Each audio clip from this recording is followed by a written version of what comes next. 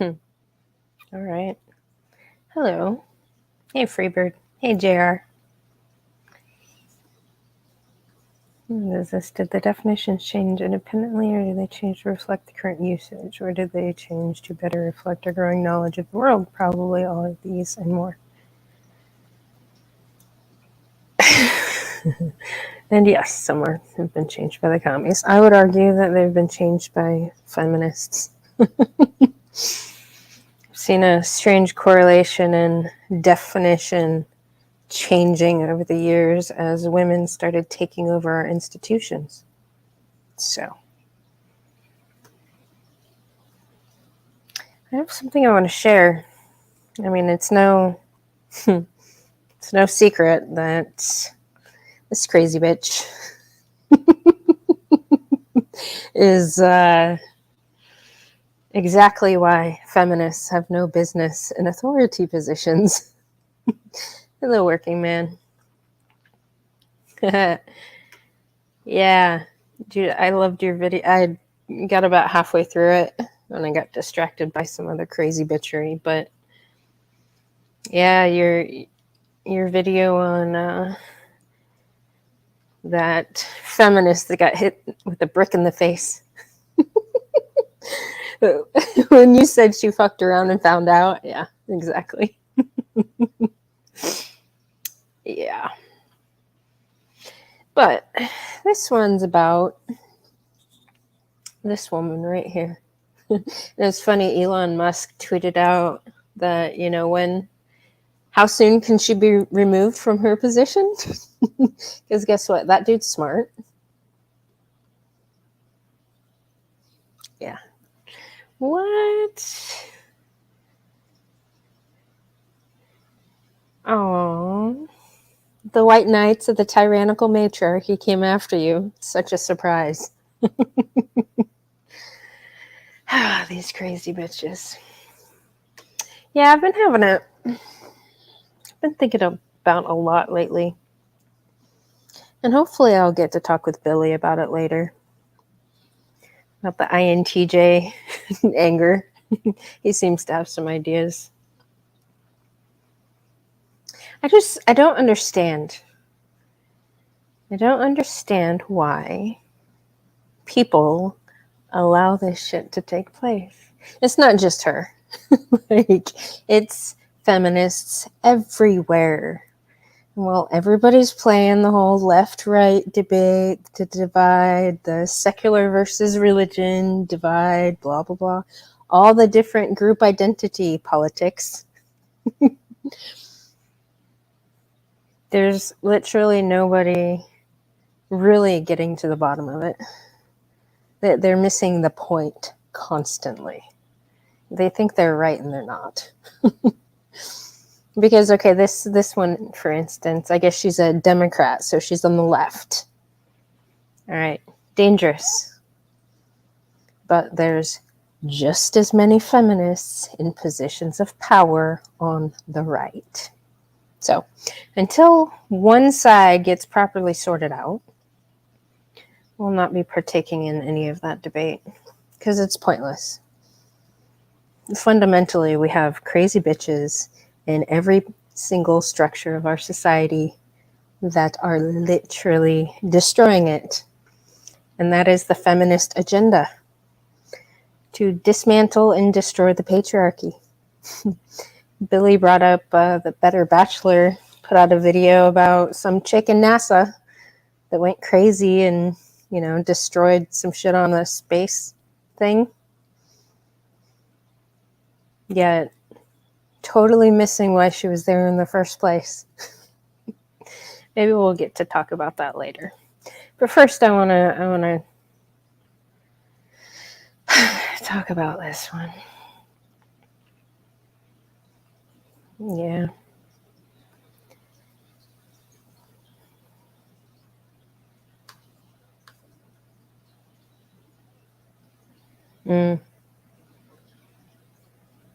Well, I want to break down what she says. Now, this is a rather long press conference, but I would just want to point out some different things that she says.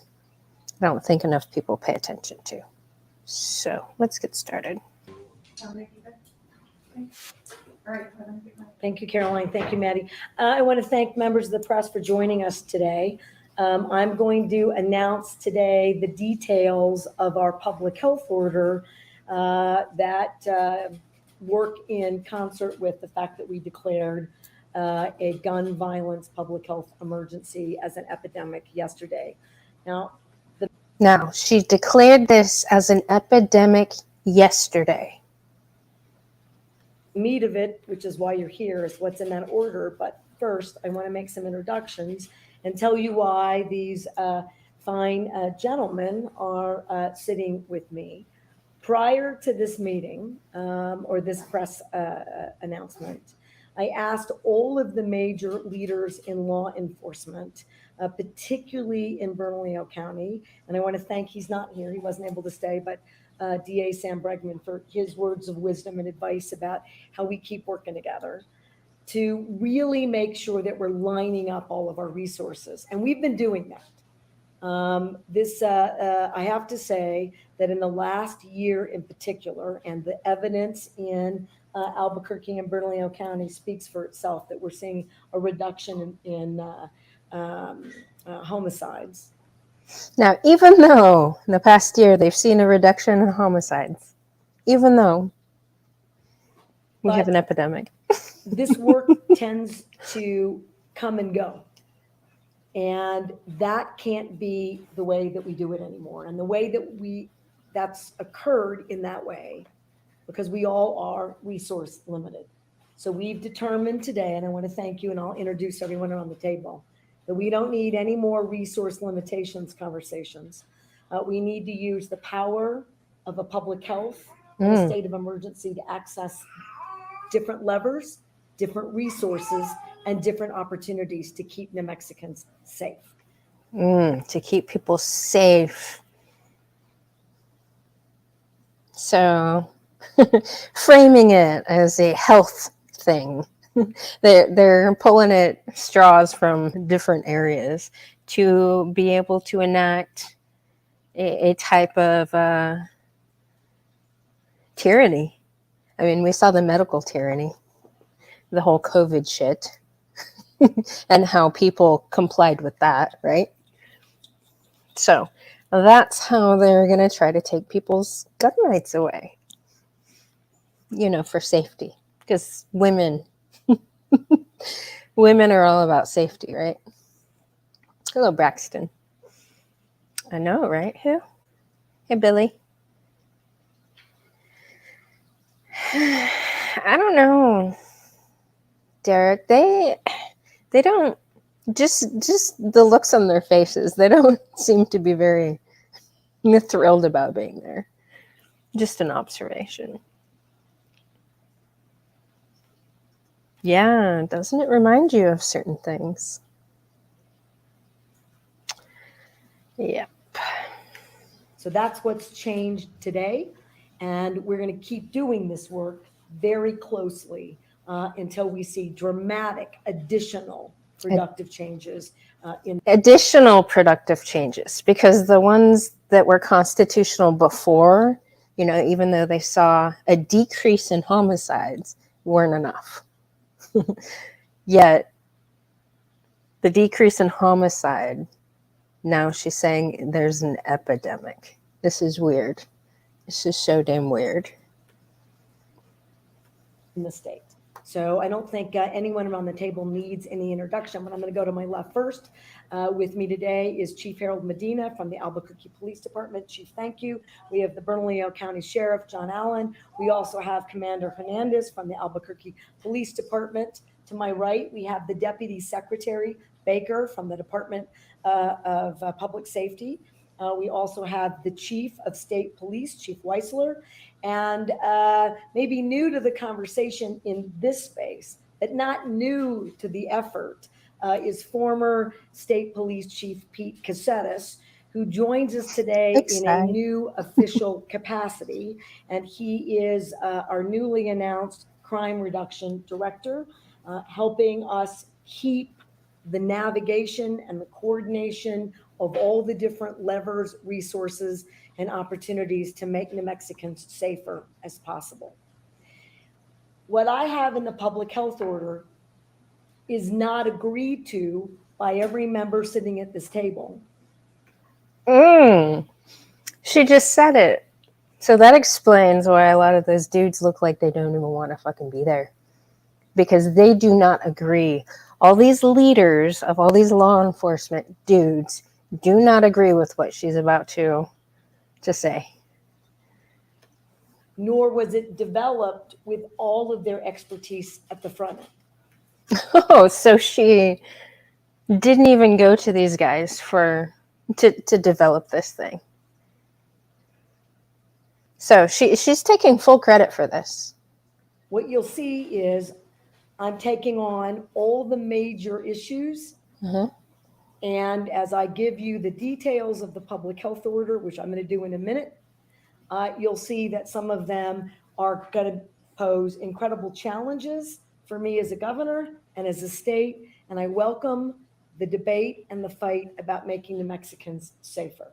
Before I give you the details of the public health order, I am going to ask the deputy secretary just to put into context, not that you need it, about just how dire we think the situations are around the state, and in particular, the largest city, the nexus of I-25 and I-40, present very particular challenges for all of us in keeping New Mexicans safe. Deputy Secretary. Madam Governor, thank you. Members of the press and the public, welcome the opportunity to speak on a subject matter that's close to my heart. Last month, while attending my oldest son's first Yaffle football practice at a public park in the city of Albuquerque, where I began my law enforcement career and had served for many years, and I'm proud of and love.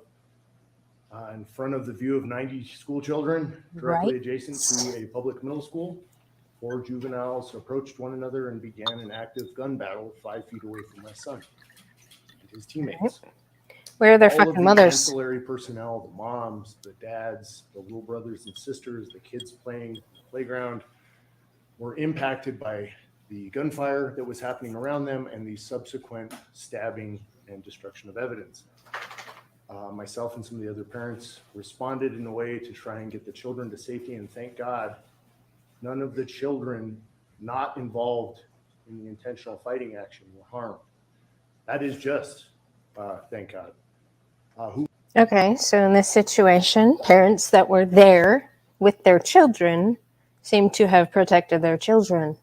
Now, these young kids that were engaging in such violence, where were their parents? That's the question, I think, that needs the most attention. Where are their mothers? Where are their parents? Who was harmed was the 13-year-old who brought the gun to this park. Good. And the 14-year-old who was also stabbed. I treated those gunshot and stab wounds at the scene while we waited for first responders to arrive, additionally securing the pieces of evidentiary value that would be useful to the prosecution, which is being undertaken by the Bernalillo County Sheriff. In nearly 27 years of law enforcement experience, I've responded to thousands of active violent criminal events. I have never responded to one before with my son present, and I don't recommend that course of action for anyone else. It has had a marked effect on my perception of something that I'm very familiar with, and the impact is significant. I have seen a deterioration and escalation in violence perpetrated with guns, particularly among our young people, in a manner that I have never seen before. I share that story with you to raise awareness. Media, many members in this room covered that story when it happened because it was significant when it happened. Well, I saw it with my own eyes in color, live. And this problem is real, and I'm grateful to be part of the solution, and I'm grateful for our governor's work in bringing together the agencies and the resources to aid our community at this difficult time. Thank you for allowing me to share that. Thank you, Deputy Chief, and as many. So strangely, he's the only one that smiled during the introductions. Everybody else did not. People here know it's not an isolated incident. And there isn't one of us sitting right here who doesn't respond in our official capacity, who isn't a current business owner in Albuquerque, or isn't a mother or a grandmother or a father or a grandfather, who doesn't have a personal specific story that includes violence in our community. And before I give you the details one more time, I do want to tell the parents and family members of the children who we've lost to gun violence and just incredibly recently and in recent months. I want them to have our shared condolences, and we want them to know that we are horrified by what is occurring around the state and the country, and we're going to do everything. And the group here and my efforts, I hope, are an indication. And so to the Villegases for losing Froyland, 11 killed in a road rage incident. Galilea Santiago, 5 killed on August 14th in her bed while she was sleeping. And Amber Archuleta, 13, shot and killed in Cuesta. And as you all know, there are many more. And it is time to declare an end to this kind of violence. It is, in fact, an epidemic. Gunshot deaths or gun deaths are the leading cause of death for children 1 to 19 in New Mexico. From 2017 to 2021, 143 children were killed by guns. 49% of those were homicides, 53% were suicides. That's nearly 3 children we lose. Hold on. Homicides down, but suicides up, huh? How about we start having that conversation why these children are wanting to kill themselves?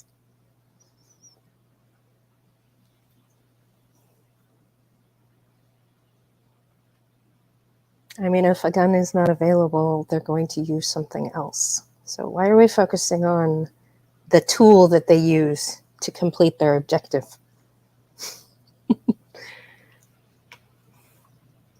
More suicides than homicides. Lose every month in the state of New Mexico.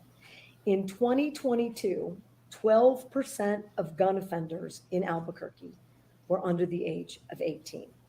New Mexico ranks 3rd highest in the nation for firearm injury rates, 90% higher than the national average. I'm going to repeat that because it shocks me every time I read it or have it in front of me.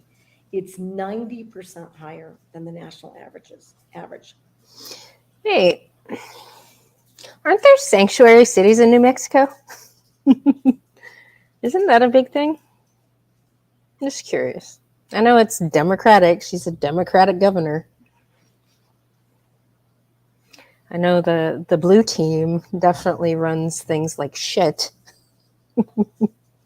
And I'm pretty sure the statistics are very similar with all these blue states. It's only the red states that keep that national average down. In 2022, there were 1,306 firearm emergency department visits. 1,306, up from 1,263 in 2021 and 1,129 in 2020. I asked the chief before the start of this just about gunshots, and we're talking in a year's time, 35,000 or more.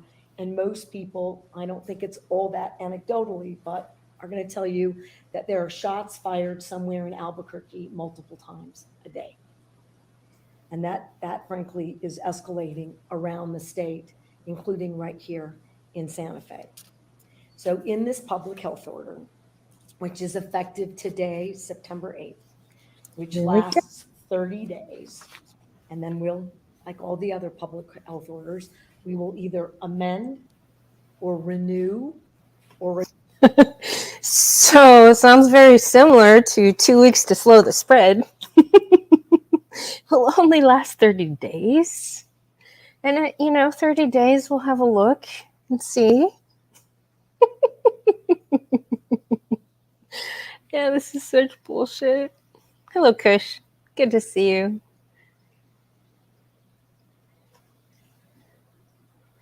Oh, Scott, why don't they just revoke the shooters, concealed handlers, and then they won't be able to carry a gun? Oh, wait, you mean they didn't have a concealed handler's license? It's almost like the criminals. They're criminals doing crimes, right? It's like the people that follow the law usually follow the law, and the people that don't know. So, all these, that's why I don't understand all these different gun laws and people pushing them, because it doesn't matter to criminals. They don't give a shit anyway. They're going to continue being criminals. Or adjust depending upon where we are.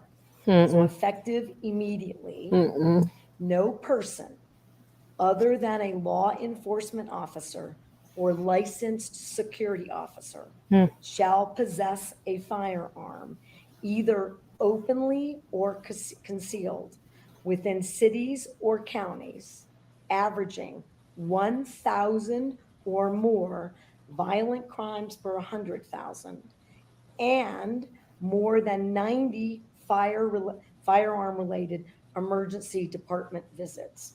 So to put that in sort of layman's terms, for 30 days Mm. in Albuquerque and Bernalillo County, it's the only place that meets both those standards. Statewide order, but only one place meets both criteria. We have far too many ER gunshot visits, and we have far too many crimes involving firearms. Because they're cities, and cities is where the criminals like to reside. Hello, Uncle Guns. I know, it is tyranny. It's the tyrannical matriarchy doing its best right here. I don't know why you guys continue to let these crazy bitches do this. I don't get it. We are suspending open and concealed carry. The purpose is to try to create a cooling off period while we figure out how we can better address public safety and gun violence. Now, I am sure as I go through the rest of this, there are going to be a lot of questions about whether or not we think we have the legal rights to do that. I am sure that before you write this, there will be a legal challenge. And I can't tell you that we win it, given all of the different challenges to gun violence laws and restrictions on individual firearm access and control. I think it's time we have a really strong debate about all the other constitutional rights. No one right now in New Mexico, and particularly in Albuquerque, is safe in a movie theater, at a park, at a school, at a grocery store, at an Isotopes game, at Wait, the university, at the grocery store, I think I said, getting.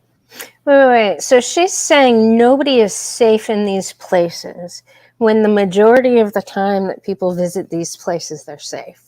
So that tiny minority of time where some shit actually goes down in these places, they're determining that there's zero time that it's safe.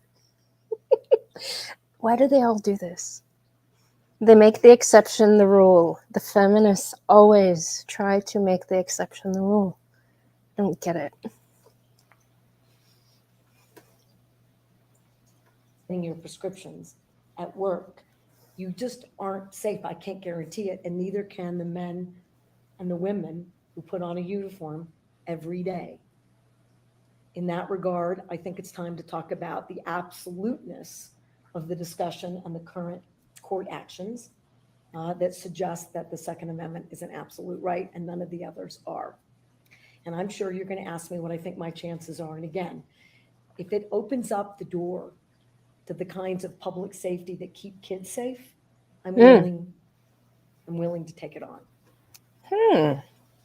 Opens the door to keep kids safe. I mean, first and foremost, that's the parents' job. So going back to my initial question, where were those parents when their children were committing crimes? Where are those mothers? Chances are the fathers weren't in the picture. So why are the mothers allowing their children to do that? That should be the conversation. Instead of taking away law-abiding people's rights, how about we have that conversation about moms? In addition to that 30-day suspension, and I want to make sure I clarify that suspension does not apply to any private property. Responsible gun owners are certainly not our problem, have never been our problem. Okay, so she just admitted that.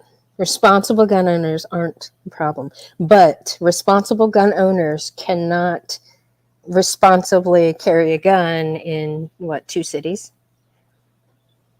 This makes 0 sense. And I appreciate the impact that this has, but on private property, this has no bearing. But you, on the premises, and it has no application on the premises of a licensed firearm dealer or gunsmith for the purposes of lawful transfer or repair of a firearm. While engaged in the legal use of a firearm at a properly licensed firing range or sport shooting competition venue. While you're traveling to and from a location dealing with your firearms, they have to be in a locked box where they have to have a trigger lock. So that's So that is it just me, or does that totally negate the purpose of actually having a firearm? Just curious. And where are you most likely going to actually need a firearm? In the city she's talking about. So the responsible gun owners are no longer allowed to be able to defend themselves if they, for some reason,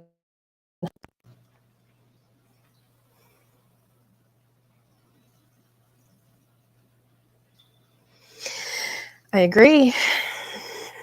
It is completely based on emotions.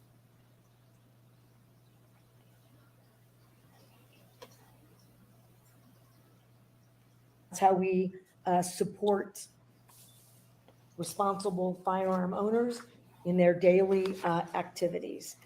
And the New Mexico Regulation and Licensing Department will conduct monthly inspections of licensed firearm dealers in the state to ensure compliance with all sales and storage laws. We will also make. So instead of actually using that manpower, we'll call it, for something useful, they're going to be focusing on regulating the responsible people. That makes 0 sense to me. Available any of these storage and lock boxes or trigger locks at no charge to individuals who ask us for access to such devices.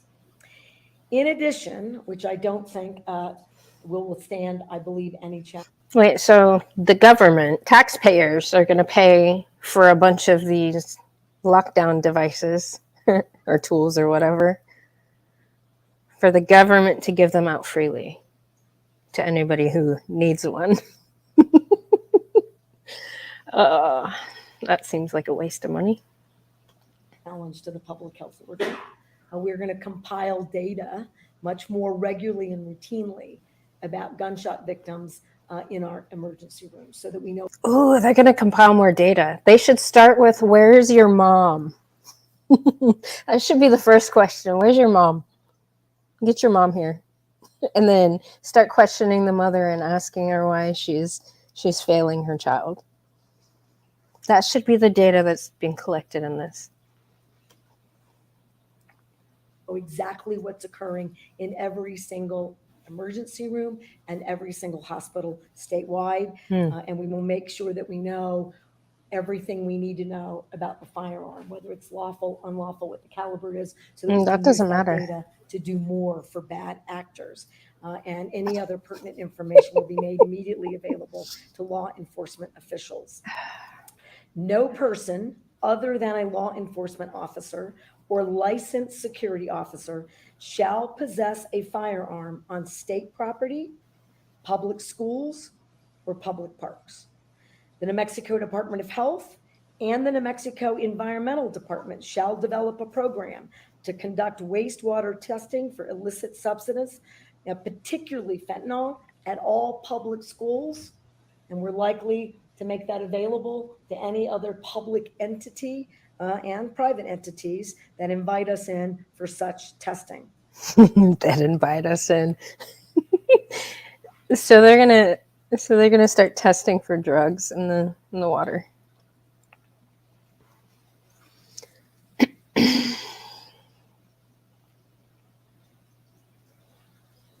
True. Yeah. Yeah. Is it a tracksuit? It looks like a tracksuit, right? I mean, it might have been an emergency. Maybe she was just going on a run and decided, hey, I'm going to abuse my power of authority right now. Yeah, JR, you are right.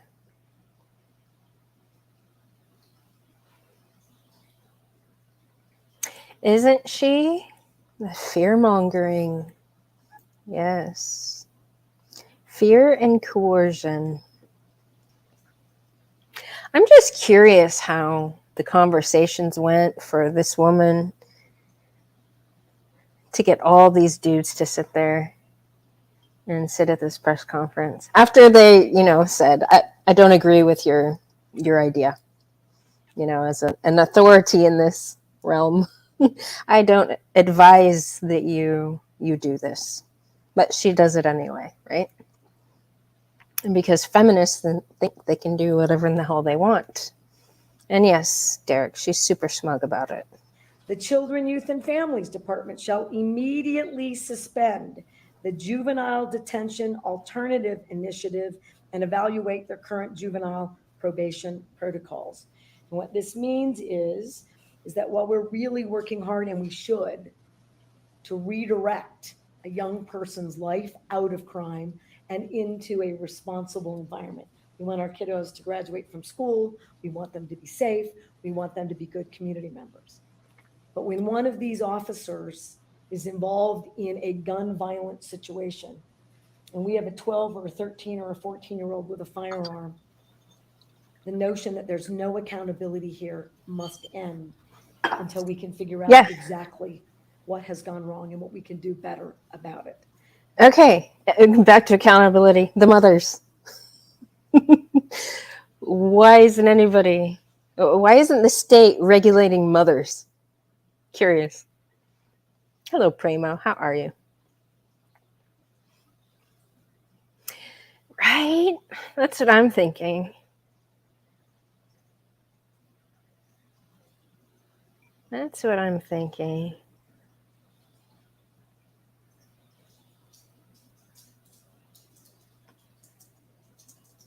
So that is suspended during the term of this particular public health order and likely to extend, public health, if necessary, into another one.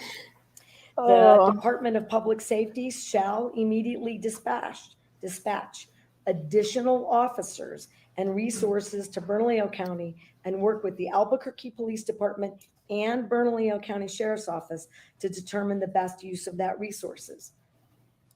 Unlike the surge, which worked, it wasn't sustained.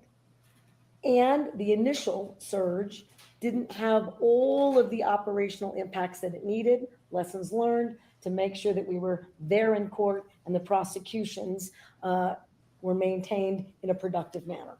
Those things all addressed, and I should alert our new director that that was a problem in the past, and it's something that we're going to have to make sure that our resources are aligned, including prosecutorial resources, so that we don't let bad actors off the hook because we don't have the right people in the right place with the right information to pursue a prosecution.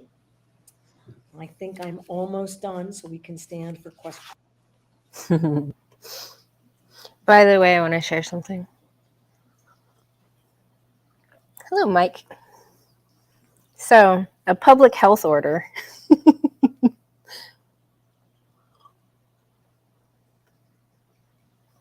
Federal, state, or local public health orders may be issued to enforce isolation, quarantine, or conditional release. A list of quarantinable communicable diseases for which federal public health orders are authorized is defined by executive order. I wonder if they have a terrible mother disease that they can put in there. I mean, she's literally calling this an epidemic because kids are becoming criminals.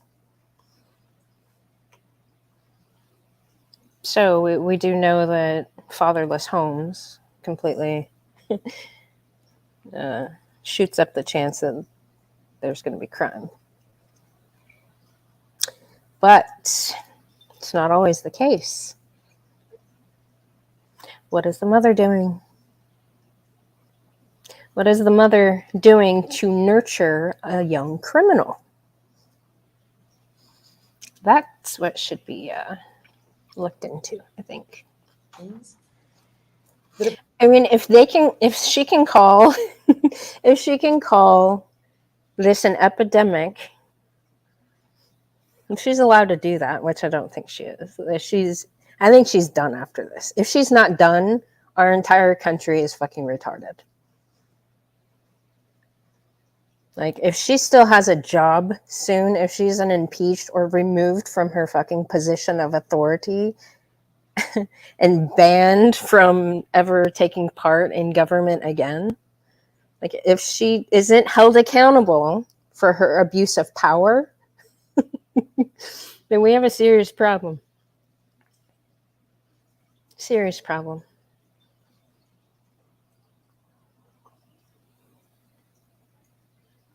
Department of Public Safety shall coordinate with local law enforcement agencies and district attorneys' offices to assist in the apprehension of individuals with outstanding arrest warrants.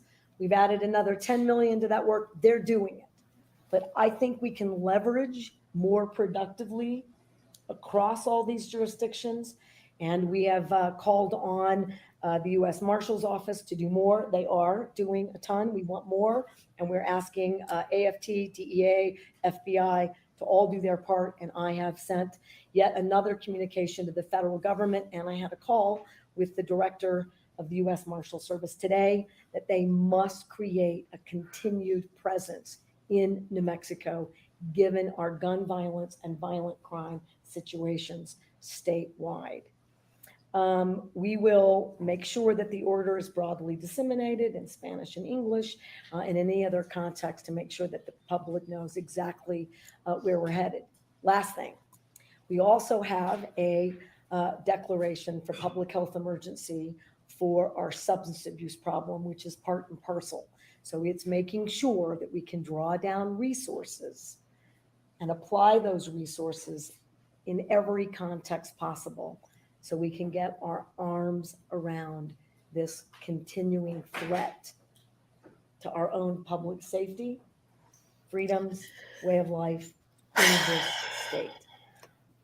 So that is a simple solution. You let people, you give them free shit, and they have way too much time on their hands. So they develop drug and alcohol abuse problems. The end. It's like that in every blue state. I mean, it's like that in red states too, in cities too, but there's a strong correlation in socialism and alcoholism and drug abuse. So somebody's taking care of these people. They're being able to afford somehow these things. They can't seem to pay regular bills, but they can afford to slowly kill themselves. Hello, PWS.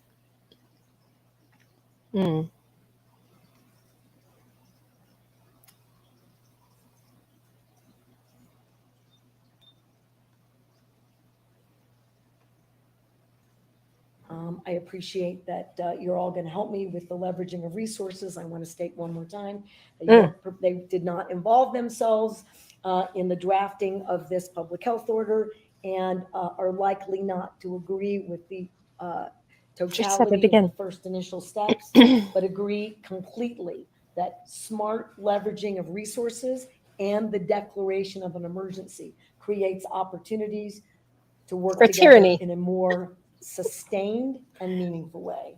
And if I Mm-mm. didn't say that right, you're free to correct me, of course. Did I say it right? Close enough? Okay, I want to make sure I don't misrepresent their work or their presence here. All right. I am available for questions. I.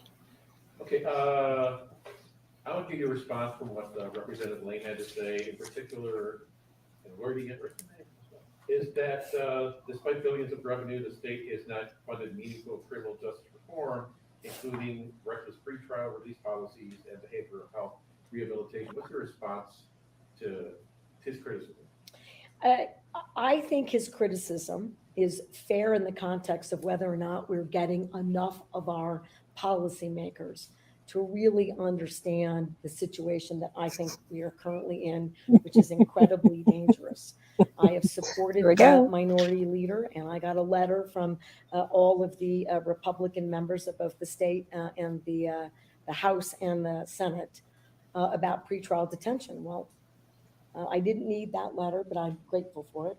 When I introduced it over the past several years, and will continue to introduce it, I think following the federal system and having a rebuttable presumption that if it's a repeat and violent offender, that those folks should have no ability to be released pending that rebuttable, right, debate about There's why an important they're not part. too dangerous to be held until Derek. the trial. Hello, outlaw. I'll ask for that again, and I have asked for any number of criminal penalty enhancements. Some of them have gotten through. I've asked for any number of gun violence reforms. We've gotten many through the state legislature. I think it would be unfair not to thank them for their courage. And one last thing about that, I'm going to need all the local different jurisdictions to take seriously that they have tools at their disposal, including extreme risk protection orders that not every jurisdiction, I think, takes very seriously. It's the law. And when someone requests that that be undertaken or evaluated, I would beseech every jurisdiction to do that. If you didn't see the CNN article that basically said, I will paraphrase, New Mexico's done good work, effective leadership, and all the evidence-based, right, reduction in gun violence policies, but they aren't actually utilized. Well, we should be utilizing all of those, and I'm always open to evidence-based strategies that I think will reduce gun violence, including, which they didn't ask for, but I will put on the call, I will ask for another ban on assault weapons, and I should note that not everyone sitting at this table will support that idea either. But Evidence-based to reduce gun violence. She's open to. But banning assault rifles. I don't think there's any evidence that has suggested that that's actually reduced anything. I mean, because the criminals still get their hands on these things, right? Yeah. Right? But it's something that I believe needs to be done around the country, and I hope it gets done in New Mexico. Don't know, Kevin, what my odds are today. We'll have to wait and see, but they're going to be on my call. How will this gun ban in Albuquerque be enforced, and what will be the penalties? So those are very complicated questions, and we are working with our Department of Public Safety and our own attorneys and the DAs. In this context, I've directed a civil order, so I've basically suspended your ability to do that. In this context, we're likely dealing with misdemeanors, and so 4 misdemeanors, if you did it 4 times, is a felony. They're hard to enforce. What I would like to be able to say to the general public, that it's easy to enforce. They're all an automatic felony that go with automatic jail time. That would take a very specific change in the law that doesn't exist. the point here is that if everyone did it and I wasn't legally challenged, you would have fewer risks on the street. And I could safely to say to every New Mexican, and particularly those folks living in Albuquerque and Bernalillo County, I believe that you're safer for the next 30 days. We'll have to wait and see, but that would be basically it. She believes As an it. example. She's And a I don't true think that believer ABD in her could arrest bullshit. anyone under the current situation because they can't enforce civil orders. So if you're out under this order, if it stands, you notice I said if, and I think I've warned everyone that we expect a challenge. Probably while you're writing this, we're getting a challenge, and that's the way it should work. But I have to take a tough, direct stand where basically I'm just ignoring the fact that we lost an 11-year-old, another child. And every single text call that I get every single day, people with guns on the trails, people with guns and kids in their cars, kids with guns in the parking lots at school, kids with guns at our parks, kids with guns in downtown Albuquerque, adults with guns shooting each other in downtown Albuquerque. And I was horrified to learn that 2 weekends ago, somebody with an automatic weapon was shooting at many other individuals with handguns who appeared to be underage. I don't know, but they were just shooting at each other. I don't know how anyone didn't lose their life or get hurt in that incident. I don't know how that person had my cell phone. But this is the climate. Oh wait, there was an instance where a bunch of people with handguns were shooting at somebody with an assault rifle, and nobody got hurt. They were just shooting each other. That they're responding to, they're not safe. So the state police aren't bound by those same issues and are required to enforce any of the public orders or emergency orders that I have the power to execute. So in having more police presence, assuming there's not a challenge, or there's a challenge and we win, we'd be the only place in America where that happened. So Holly, high bar, let's go. They could make that arrest on that misdemeanor. That's how it would be enforced. And you wouldn't be sending more officers, state police, there would be the same amount of state police officers now. We're going to send more, and they're working on those resource allocations. And the person who's going to make sure that we can do that productively is our new director, former chief of state police, Pete Casetas. But there's no number on how many. No, we're working on that, but I'd like to refer to it as a significant presence. The nearly 200 million that has been made available for both recruitment and retention, we hope is a significant effort. We've got more police officers. We don't have 1,000 more police officers. So when we do these efforts, it does create a strain in other jurisdictions. So she's actually admitting that they're taking resources away from other jurisdictions and that they will be strained because of it. And people are letting her do this. But if we manage better and we send a very clear and strong message that what's happening in our state, and particularly today in the largest city, is unacceptable, we believe that we create safer situations around the state. So that's our goal here. They actually believe that.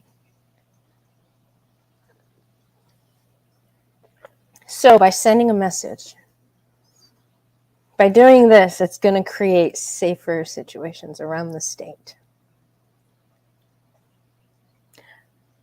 I don't get the logic behind that. Billy, is that a feeling thing? Maybe you can explain that to me, because it doesn't make sense logically. Yeah. The criminal says, oh, there's going to be an underrepresentation of police force in other areas. Hey, that looks like an opportunity.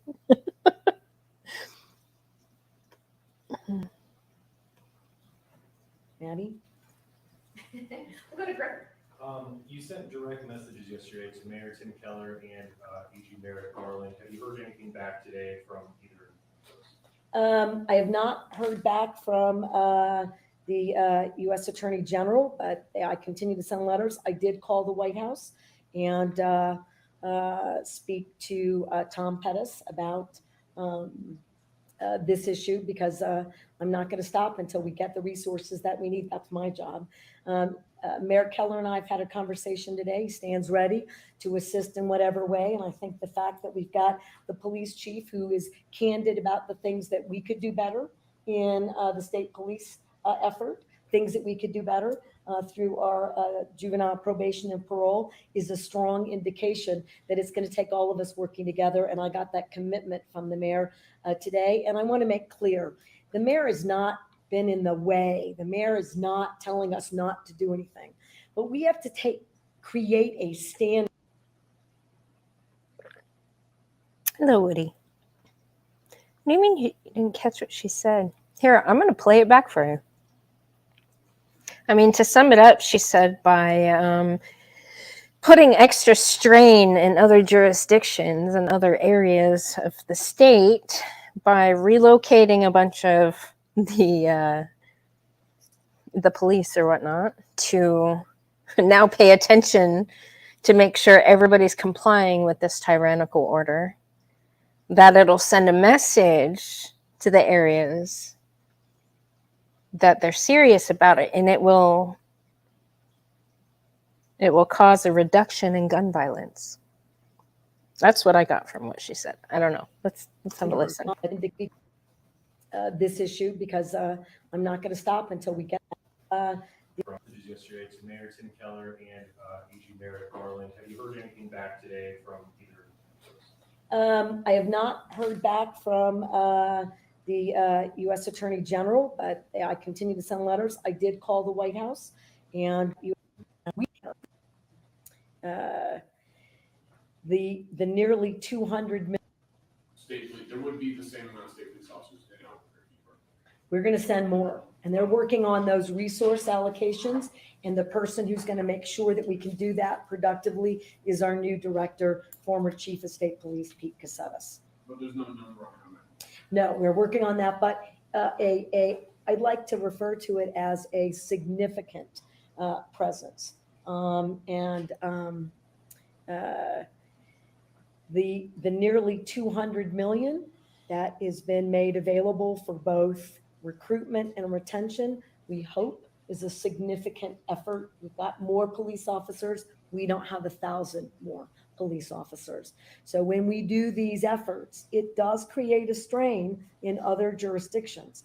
But if we manage better and we send a very clear and strong message that what's happening in our state, and particularly today in the largest city, is unacceptable, we believe that we create safer situations around the state. That's what I don't understand, Billy. That specifically. How you can believe that? By pulling from other jurisdictions and creating a strain in other areas. How does that make them safer?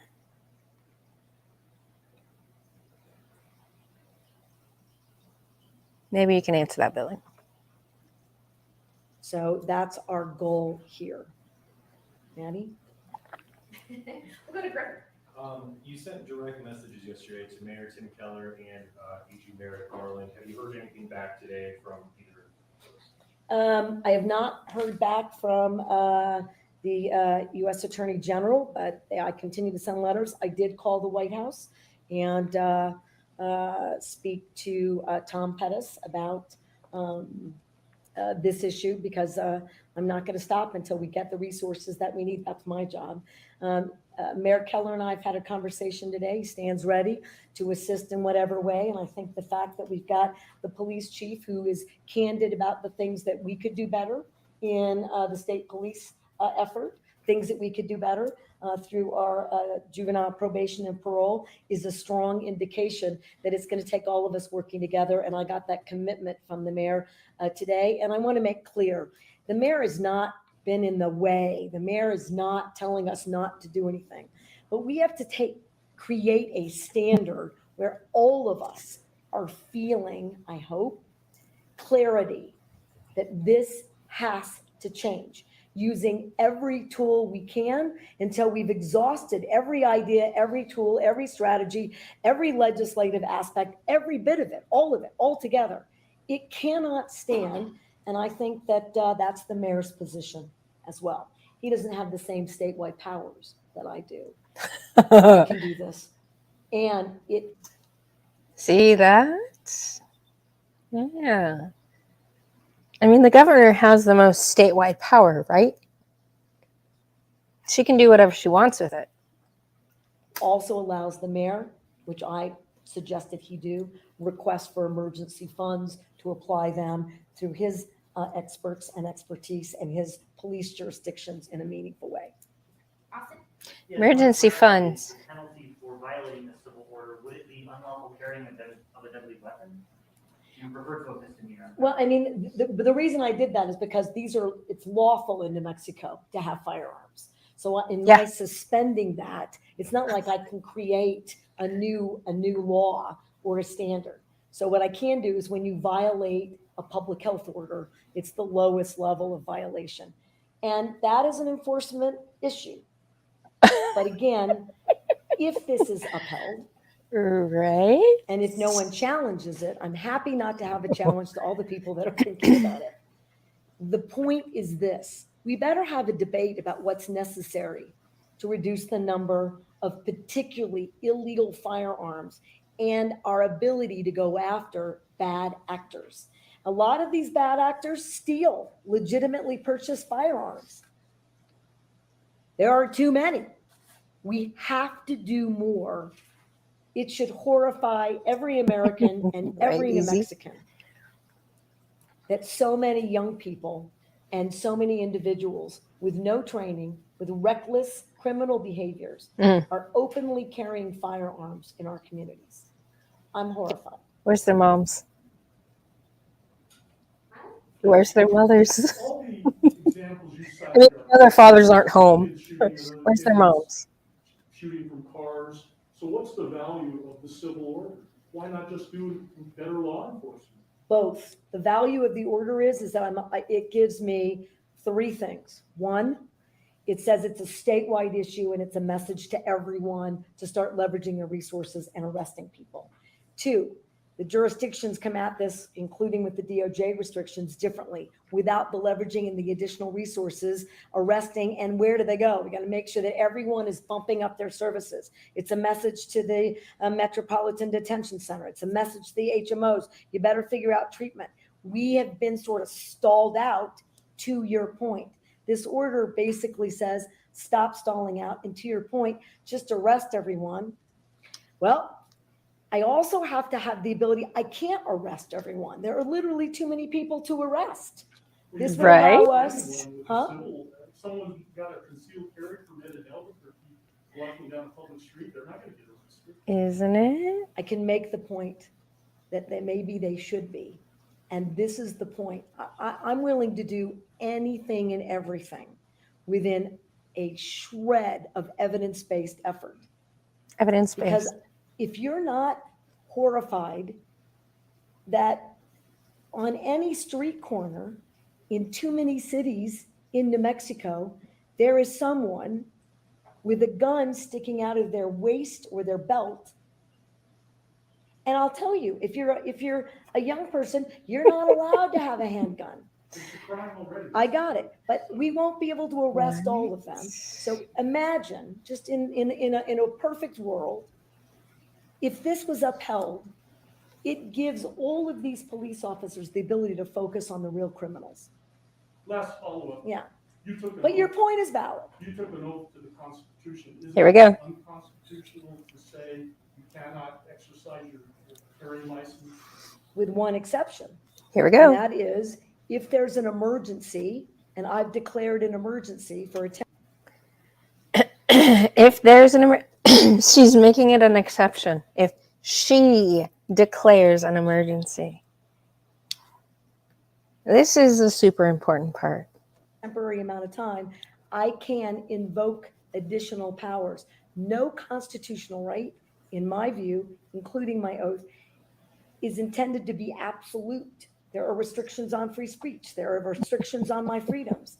In this emergency, this 11-year-old and all these parents who have lost all these children, they deserve my attention to have do. the debate They do. about whether or not in an emergency we Mm-mm. can create a safer environment. See, the problem I have with these crazy bitches is they provide a good argument. These are important topics, but their solution is always wrong. Why is it that their solution is always to punish the wrong people? That's what I don't understand. Because what about their constitutional rights? I took an oath to uphold those too. And if we ignore this growing problem without being bold, I've said to every other New Mexican, your rights are subrogated to theirs. And they are not, in my view. Well, wait a minute, now, you're talking about crimes.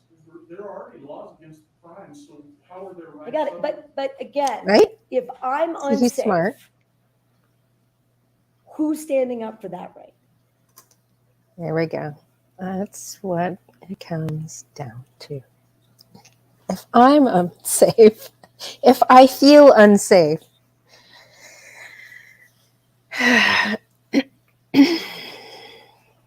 right?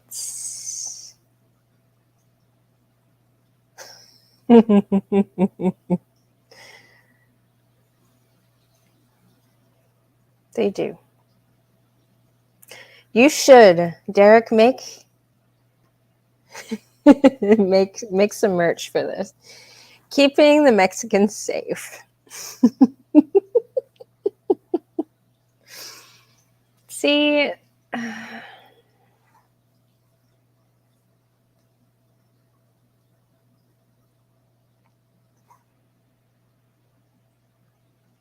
it is. And actually, Billy, I sent you a Discord message, by the way, if you wanted to join this stream. It is all smoke and mirrors. The same way the feminist that joined NASA wants to blame the powers that be for her decisions. What did you say, Billy?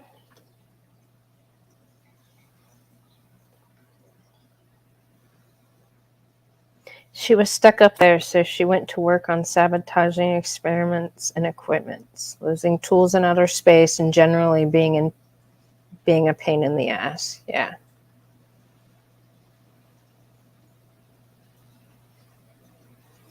I'm curious. You said she didn't want to be in space, but the powers that be wanted her there for a publicity stunt, made special female toilet.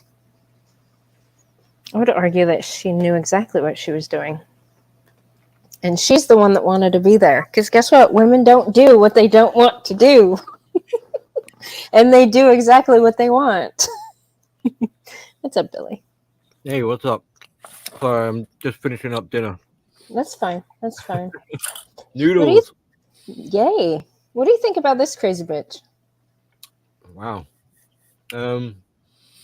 Well, we don't have guns in this country. Right? Doesn't stop the gangs. Right. And in fact, I'm sure it's happening all over the world. Crime is escalating. They're being more brave or whatever. Bodacious. Sorry, bodacious.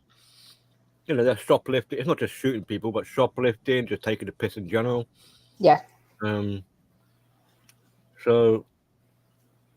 there's a little bit of kind of, as the English guy watching American, what do you call this, news, American politics or whatever. Yes. There's a little bit of a sort of disconnect. I'm just like sort of like, meh. But that aside, just listening to her talking, everyone can see that she's self-centered, self-absorbed. She's got her own agenda. She's working the appearance quite heavily. Mm-hmm. She's displaying. She's giving warning, but she doesn't quite realize, because she's got a lack of self-awareness. She doesn't realize if someone were actually like listening more critically, she's kind of confessing She what is. she's confessing her the crimes that she's wishing to commit. Yeah. Now I'm gonna pull on resources, abuse my power. Mhm. I want to clamp down on people. I want you all to be in this with me, and you're gonna feel the strain. You're gonna have doubts. You're gonna question, but put all that aside. You must stay loyal to my mission, my vision, my dream, because it's all I believe as well. Was another key word she was using. Mhm. So this is kind of like a premonition.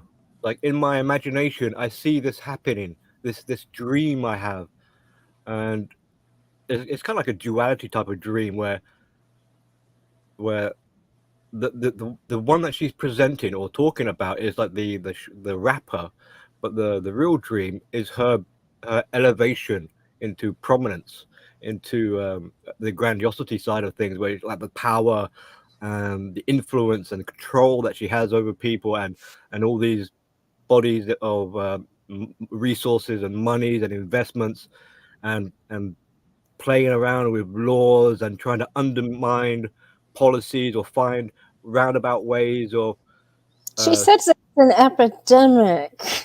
right. She's using what she learned from the pandemic, you know, Well, to mandate stuff. yeah, and she even admitted like where she said, "Look, I can't make changes like by normal procedure unless I spin it in such a way Yeah. and call it emergency. Yeah. Then I can get away with doing what I want." So she's got like a bit of spin doctor Yeah. skill, Yeah. and she's aware of presentation and appearance and perception, and to get what you want, you need to manipulate those things, direct people's attention. Like look at my hand over here while I cheat the system with my other hand that you can't see, like the smoke and mirrors thing. She's a con artist. But yeah, she's a fucking feminist, Billy. And I wouldn't be surprised if she's the one who's actually supplying the guns to these kids. Well, Maybe that's quite an outlandish thing, but yeah. it would work in her favor. Yeah, you hear about corruption all the time. Wouldn't be surprised with something like that, Mm. because for her this is an opportunity. I can use the kids and virtue signal, and everyone's going to support it because why? Who wouldn't support the idea of saving lives, especially children's lives? Right. And she's even like using the victim of this 11-year-old example as a token gesture, like, oh, I had to do it for them to make it seem like action is some sort of Right. retribution is taking place because of their lost 11-year-old son. Is it? I presume it's a boy. So it's all a front, a facade. She wants to. She's worried about her PR, her reputation, her image, and that's fine. So the actual fundamentals of why this is taking place is not is a kind of like a nothing but like there's no legit care. She doesn't really care about the kids. She just sees the opportunity of like, I mean, in some twisted, sick way, she might actually be kind of grateful that things are going, crazy and wonky, because I have a perfect opportunity now to a legit reason or a convenient alibi to cover up foul play or cover up like other things that she might be wanting to do. And we're not even like talking about the facts and the evidence and the data. How much of that is being misconstrued, embellished, twisted. She keeps saying, oh, by the way, hello, Tom. She keeps saying, I'm willing to look at evidence-based blah, blah, blah. But then her conclusion is take people's gun rights away, or attempt. That's her conclusion. I think she says a phrase like that as a kind of, like a poker's bluff. Yeah.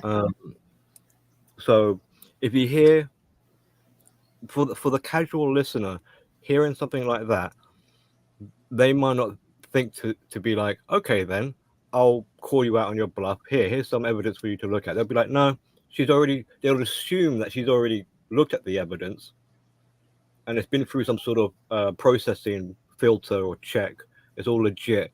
So she's kind of trying to give herself a bit of immunity, or it's kind of like preemptive or cautionary, just in case someone were to present her with some factual evidence.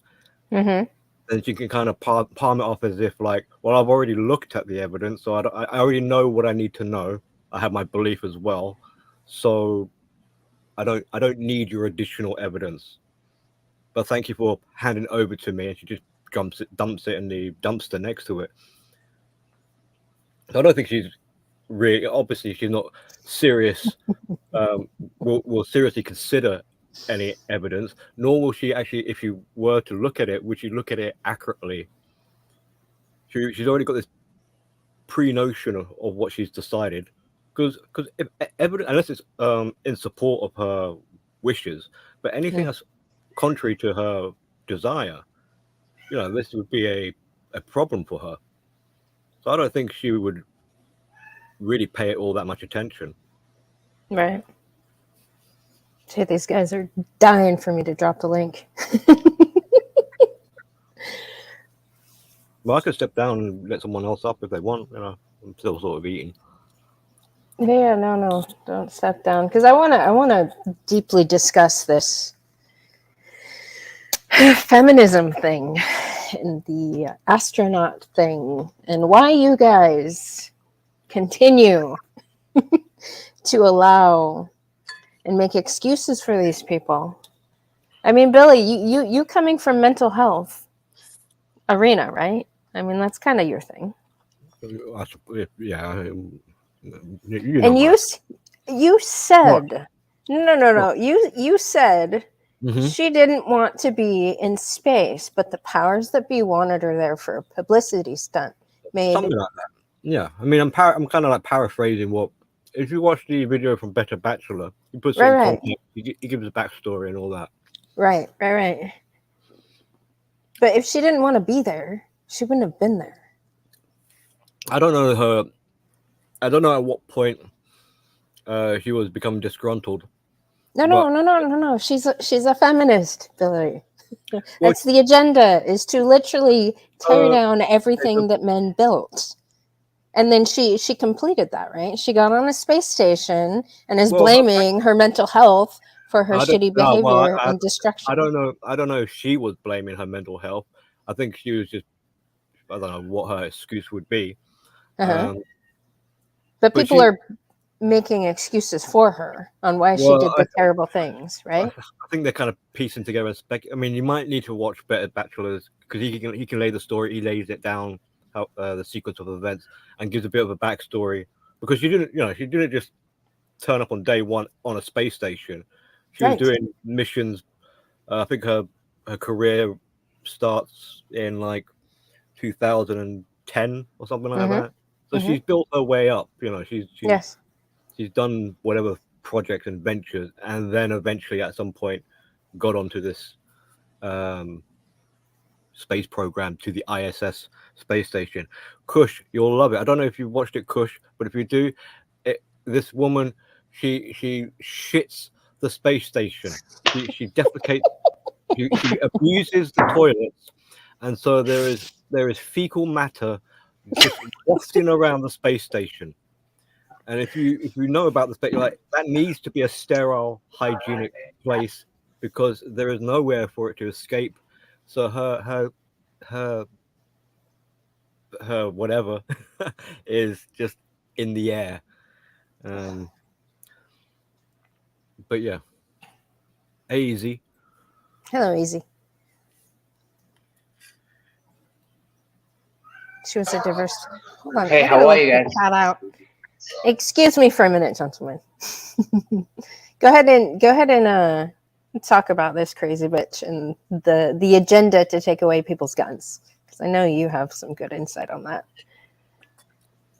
Being a former member of the police sector, right?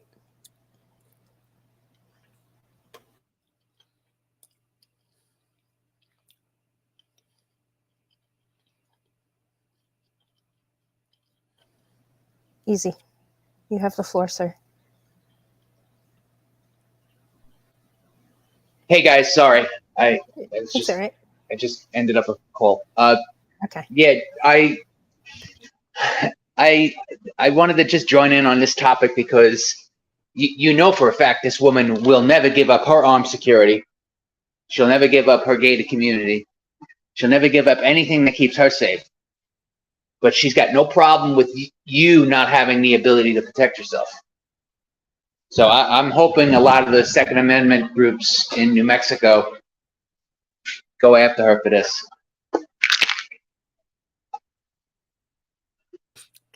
Yeah, we've got examples of hypocrisy over here. Right?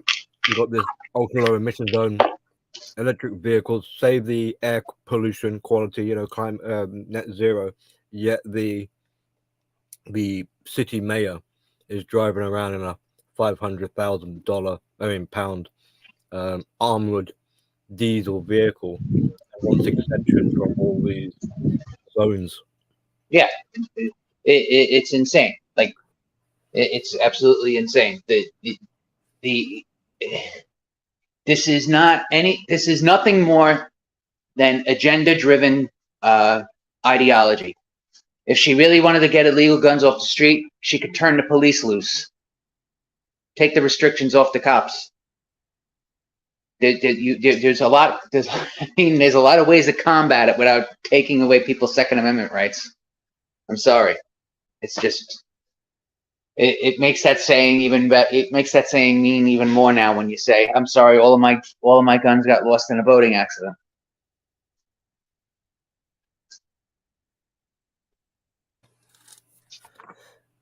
Yeah, and it's what is it like one bad apple is ruining the bunch sort of thing as well. Right. So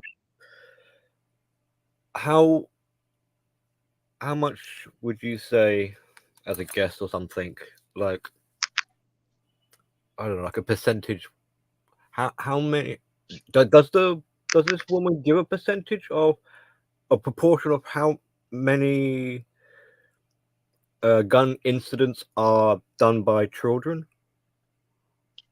Well, see, there's a little. She doesn't give the stats, but there's a little caveat that a lot of these liberals and anti-gun people don't throw out there.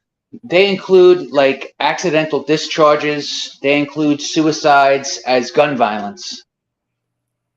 So Yes. so it's much Right. more. I mean, she specifically said that the suicide number was higher than the homicide number. Yeah, so it's more evidence, secondary evidence of her like manipulating perception.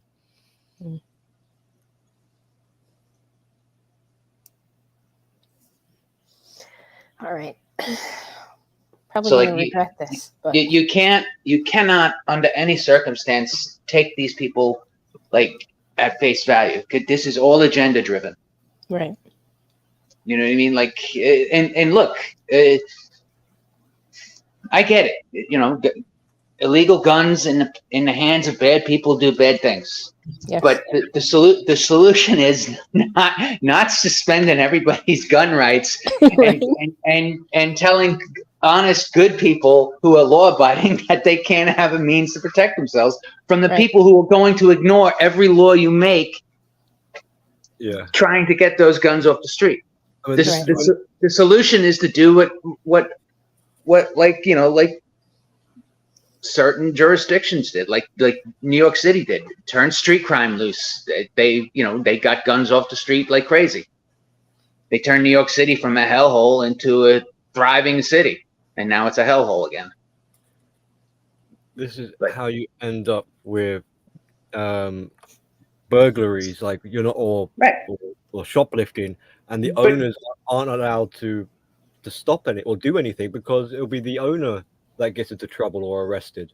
Right, but good mother, you said this yourself on not with this woman, but with different people in the past who made stupid statements like this. They don't want solutions. They want they want the chaos, or they want the problem, and they want to seem like they're throwing a solution out there.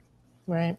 And she uses emotion, like her little thing about the dead kids, and what do we tell those parents? Like, you tell those parents, get a gun and fucking shoot the people if they come at you with an illegal gun. That's what you tell them. I mean, Right. Make people feel guilt and sympathy. and the people whose kids who died because they had an illegal gun and they were messing around and finding out, well, they get the Darwin Award. I'm sorry. Right. We just had we had a home invasion here in Tulsa, and it was an older couple, and 3 kids broke in, and the older couple was sitting in separate little chaise lounge chairs or whatever, and he shot one of them and she shot the other because they both kept revolvers in their seat cushion with them in case of something like that happened. Right. They killed 2, and 1 got away, but he was wounded. And I think he's facing, they're going to charge him with the murder with negligent homicide because he was the ringleader. Yeah. And, well, you're in Texas. You know the stories. I mean, you hear it all the time. Homeowner shoots perps, and, homeowner not charged. And that's how it should be. Exactly. Exactly. By the way, hello, Outlaw. Hey, Kush. Hey, Outlaw. Hey, Kush. Hey, what's up, Eric? I was trying to tell you that I had to remake my profile on Discord. So if you were sending me the links privately, I wouldn't get them because that profile's been shut down. So. Oh yeah, Outlaw. I forwarded it to her. Okay. I did what you asked. Appreciate you, brother. Oh, was that the new one? Was that the new invite you sent me, Outlaw? Is that why you sent that? Yes. Okay. And Billy, do you remember the other woman that was in space who she was in a lesbian relationship, and this was the first instance of a financial domestic abuse in space? Yeah, I vaguely remember that. She turned off her partner's credit card from space because she was going to be breaking up with her when she got home. And it left her freaking destitute, and it's crazy. Like, they go crazy when they're up in space. Like, good mother's right. It's hilarious. No. They're already crazy. Yeah, that's what I'm saying. But they get crazier. No, they don't. They just have. I mean, they're gonna always destroy their environment. But this one space. Yeah. This one destroyed the station so that they would send a ship so she can come home earlier. That was what was floating around on Reddit, and it seems plausible. And they're trying to say that the Russians did it and everything. Like, it's ridiculous. But on a positive note, in Better Bachelor's video, he does say something like either NASA or whoever or the other cosmonauts are like, we can't have women up here anymore. Right. Yeah.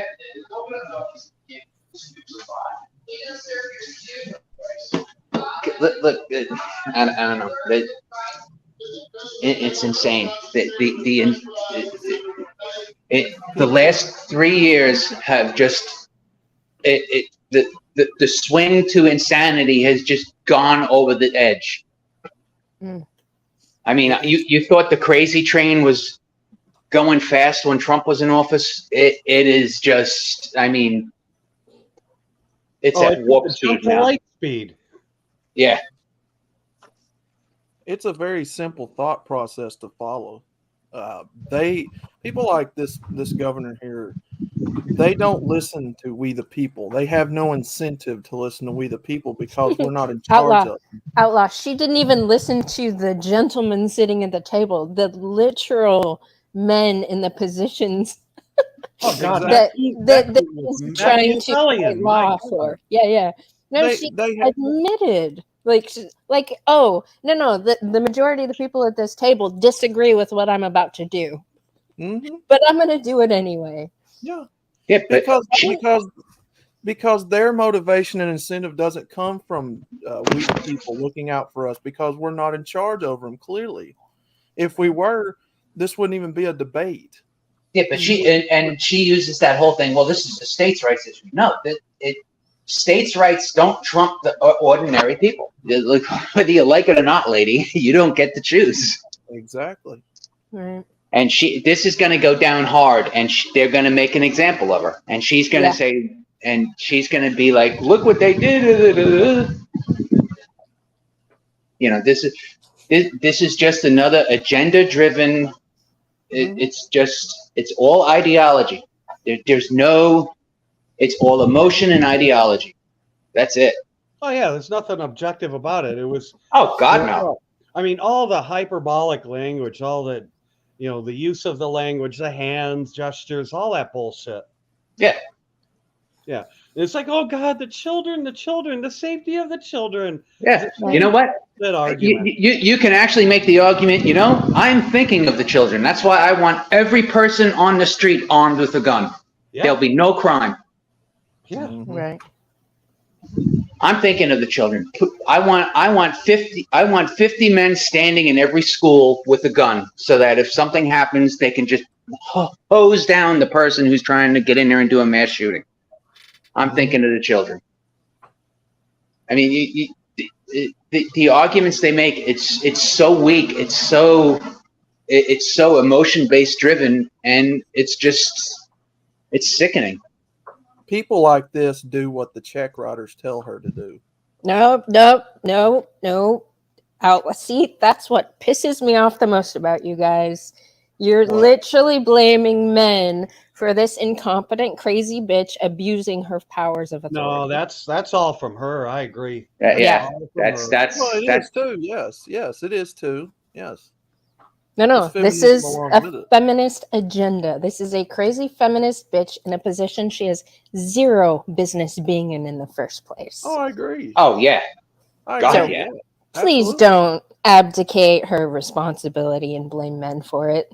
Because these women always go to men with resources to get the resources to do the things. She just talked about it. Right. Yeah, that wasn't a shot at men. That's whoever is in charge over her with her feminism she's going along with.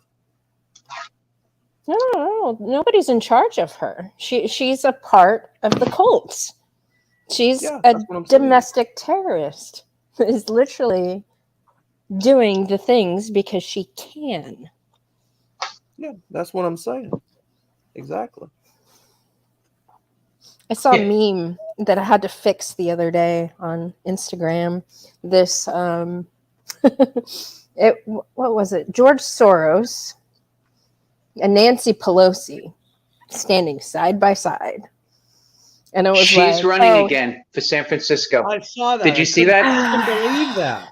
She's what's she, 84? Yeah. I was gonna say she's older than my dad. My dad's 80, and I worry about him driving.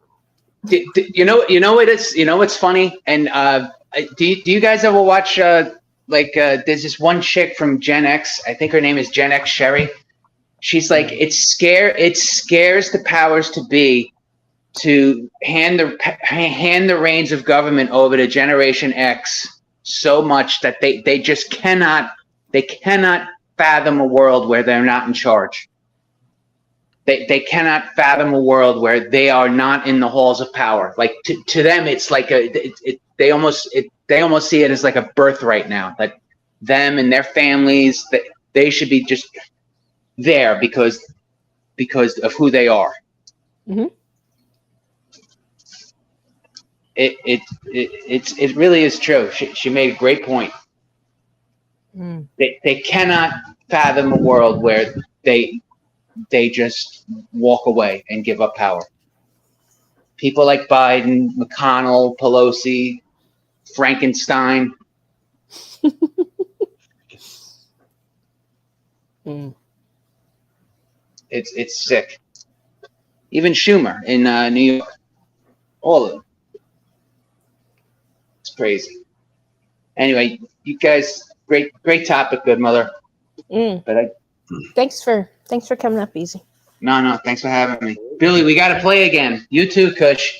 Oh yeah, I'll be setting up tournaments in the fall. Yeah, definitely. And Shinobi's interested in hosting with you when he heard about it. So definitely reach out to him because he's really interested in doing it. But he can reach out to me too. I'm on Discord, so Yeah, no definitely. problem at all. But you guys take care. Have a great day. All right, Take Easy. care, Easy. Thank you. See you later. Oh yeah, I saw that. Nancy Pelosi running. She doesn't belong there at all.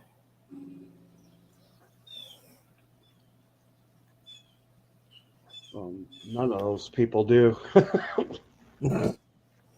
I don't know if this is going to be any optimistic hope, but if I use some examples from the UK, because we've been doing a lot of changes to the infrastructure and way things are supposed to be, like conduct of actions and whatnot. And there's quite a lot of how do you call it, like trial, like we're going to do a 30-day trial or a year trial and then reassess. And some of these different policies have, first of all, they'll put it to the public vote last minute and have a closing deadline soon afterwards, so they can't really get. So technically, they have asked the public sort of verdict, but they haven't been very fair about how they've gone and done it. And then, so they give the impression that everyone is in support. So, like with the ULEZ cameras, they put up all these cameras, but now the true sentiment of the public is being known, where it lo and behold turns out no one is in support of it. So they're going vigilante style and ripping the cameras down. And where they've been closing streets and making them one way or only for emergency vehicles, they put planters down to block up the street. They're being removed eventually, because turns out, I mean, originally it was like, oh, this is a great idea, save the planet, save the universe, save whatever, save the children, because it's like the air pollution. Apparently all these children are dying of asthma and gasping for air when they go outside. But lo and behold, now that it's been in place and people's lives have been made awkward and it's a pain in the ass, they're slowly being removed.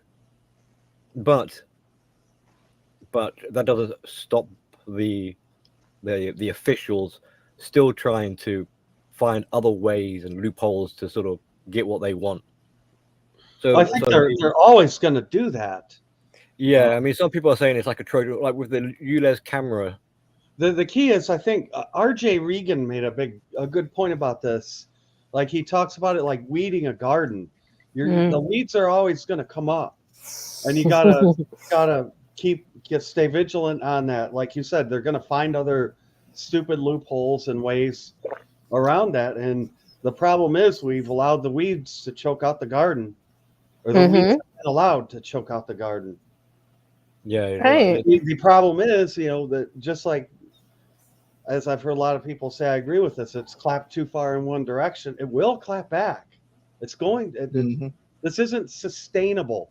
To me, a lot of this comes to sustainability for me. And like, why didn't that stay, Billy? Because it couldn't be sustained. Yeah, I mean, I don't have a garden, but I'm pretty sure when it comes to weeds, you have to there's no point just ripping them. You have to kind of dig down and get the roots of them out of the ground if you're going to have a chance of getting rid of them completely. Or you can poison them. Yeah. But yeah, Mhm. Or But- burn them. but this escalation kind of, it's like, who was it easy talking about the craziness is now ramping up. So so because this ULEZ thing isn't working, there's talks about pay per mile or 15-minute cities, which is in some ways even worse than having this ULEZ, because the idea with the ULEZ was just to clamp down on the most polluting and toxic of cars. But if you have pay per mile, every car, even electric car, will be a tax. And so the promise of the electric vehicle, where it was going to be like no road tax, no additional expenses, it's turning out that it's actually costing more for an electric vehicle than the regular combustion engine. Mhm. So if people if people are already getting upset with these sort of changes, if they push forwards with pay per mile or some of these other changes, like they're now talking about with this net zero thing, they're talking about homes need to be eco-friendly, and they are threatening people. If your house isn't eco-friendly, like you're not on a smart meter, you could face jail time. And they're giving police powers now to bust into people's homes to check or drag them out or whatever it is. So they really are, totalitarian, pushing really past just the sustainability kind of level, where it's just like it is bonkers. Yep. Johnny Midnight. I mean, our mayor of London is getting death threats now. That's not a good sign when you got the mayor of a city, and the people who are supposed to be in favor are threatening his life. It's like, get the message. But he's still in power. Well, that's the question. Why is that person still in power? I think it takes a bit of time. Like I don't know if this is maybe not a very good example, but if you look at the Johnny Depp and Amber Heard fiasco, it was pretty evident early on what was taking place and how things were going to go. There was a bit of a questioning of doubt, like will Johnny win the court case or not? But when that verdict came out, like Amber Heard got off quite lightly, and only I don't know how many years ago that was now, but only now is she really feeling the pinch from it. Like now she's unemployed, now no friends, she's got no money, she's got no friends, from what I gather and hear. So it might take a few years for justice in a way to be served, and it won't be in a judicial sense. It'll be kind of like in a karma sort of style. They stay in power because they've got hookups within that matrix of people higher up. Yeah, and they come back. So previous prime ministers we've had, or officials who I would have thought their career was over, never going to hear about them again. They're now resurging and becoming potential candidates for the next election. That's why you see people like Pelosi and Schumer and all them staying in power, because they've got all kinds of business connections and hookups and resources to use in case that time ever comes where they get voted out, or it's all a dog and pony show. Well, Pelosi And they definitely put needs overly to not emotional. win. Do what? Pelosi needs to not win. And they put overly emotional feminists like this in positions of power because they know people will listen to her, because a lot of people in this country are overly emotional. Right. Just look like Just look at how Johnny said here, talking about the shake a baby legislation. People go nuts. We gotta save the kids, save the kids. An emotional response, right? Yeah. So I'm wondering how, like, why she wasn't fucking arrested for this. Why there were so many law enforcement folks sitting around that table just letting her do this. Don't we have a checks and balance system? They're intimidated for some reason. I went through this with my work. These and the other thing about these feminists, like that one you had there at the retail store. Oh, at Lowe's, that crazy bitch. Well, I still can't believe her. well, the thing about that is, I mean, it was so obvious here in the Karen-esque behavior. Oh, yeah. The lady who I contributed to getting terminated from her employment was different. She was conniving. She was able to manipulate. She was a master manipulator of men. She knew how to say the right things, conjure to emotions, whatever. That's why she hated me, because I saw through her bullshit. She couldn't do that to me. Right. But she did manage to pull the wool over the eyes of several people in our office. She was able to schmooze them the right way, and that allowed her, and that she was basically able to get these guys to do her job, do all her work for her. And I wouldn't do it. I'm like, hell no, I ain't doing that for you. That's an accounting job. You're the accounting lady. You're supposed to be, right? And she'd stomp off and get all pissed off. Then she'd go in their offices, and these simps would just right away, right on it. And that's the problem. All these guys probably, she has that, and when she gets the support of guys like that, she will use them as weapons against anybody who speaks up.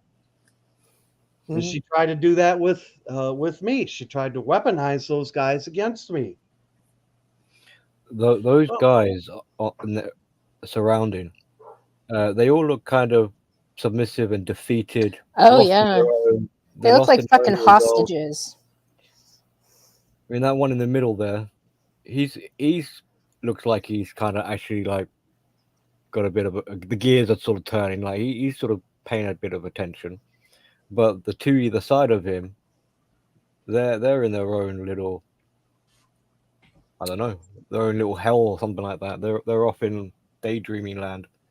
The guy at the far left has a look on his face like, get me the fuck out of here. And they've got you notice that they've got their hands together as well. That's like a defensive posture. Yeah, all of them. Yeah, apart from the one who's actually giving a bit of an eye contact on the left side. Well, he might be doing it underneath the table, I suppose. Yeah. But... Well, just my point is, this is the kind of woman who's able to manipulate. She's able to use that language like that to manipulate people. I'm sorry, it's just the force has a strong influence on the weak-minded. Somehow this stuff, it works on them, and you can't pull that crap on me. Yep. Well, I mean, look at OnlyFans. There's clearly a market of overly manipulated, emotional people out there. Yeah. And I hate to say that, because most of that is men. But there is a large enough number of people out here who listen to women. Could it be that these men's jobs are incentivized to have to listen to what she says? Oh, she's the governor. Yeah, I mean, she has the most power in their state. Well, I'm talking about behind the scenes, like other than that, what we see on the surface, what they're briefed upon, and I don't know. I mean, she said multiple times, the guys at the table don't agree with me, but I'm going to do it anyway. I'm not going to listen to the, the advice of all these really competent men in each of their fields, right? But it's the way she said it, though. The Yeah. way she said these things made it sound like, she made herself, she gave the facade of um, uh, what my brain fart, competence. And that's what a lot of these women are like. These feminists are like. They're able to use this manipulative language, but if you listen good and hard, you'll hear the true intentions and the true meaning, because they can't confessions. ultimately hide it, because it just Right. you can see the power trip get to her head, and then Yeah. and then she'll get carried away on it, and that's a giveaway right there. Yeah. I just don't understand why this is even a thing. Well, like it's what they don't say on the surface to the public, in my opinion, whose jobs have to be threatened to be kept in line, or what kind of blackmailing they have to do to these men to keep them from speaking out against her. And that's exactly what I believe it is. There's an element of betraying, taking if they have spoken against, and she somehow, I don't know what she might have said to them behind the scenes, but she's just going ahead anyway. That would give her a bit of an inflation in her confidence, because it's like, it doesn't matter what you say or think, I'm going to do it anyway. Your stance is valueless. You're irrelevant. I could just railroad over you and do what I please. And so, if you're not necessarily just because you're a guy, but if you were trying to speak up, but you've now been sort of silenced, not only are they kind of maybe lost in their own world or trying to navigate and they're disorientated, but I wouldn't be surprised if they feel a little bit disappointed with themselves. Like, what the hell am I doing? I let this happen, or I wasn't putting my foot down hard enough. And so their self-esteem is getting chipped away. Their self-esteem is going down while hers is going up.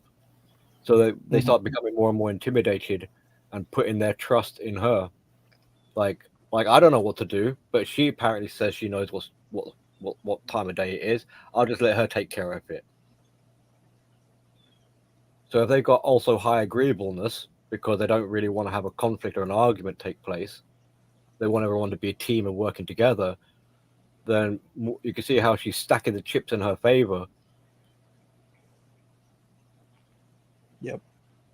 And like as this conversation is going, this is what Kush is describing. Like it's manipulation on multiple levels and being played out in multiple dimensions.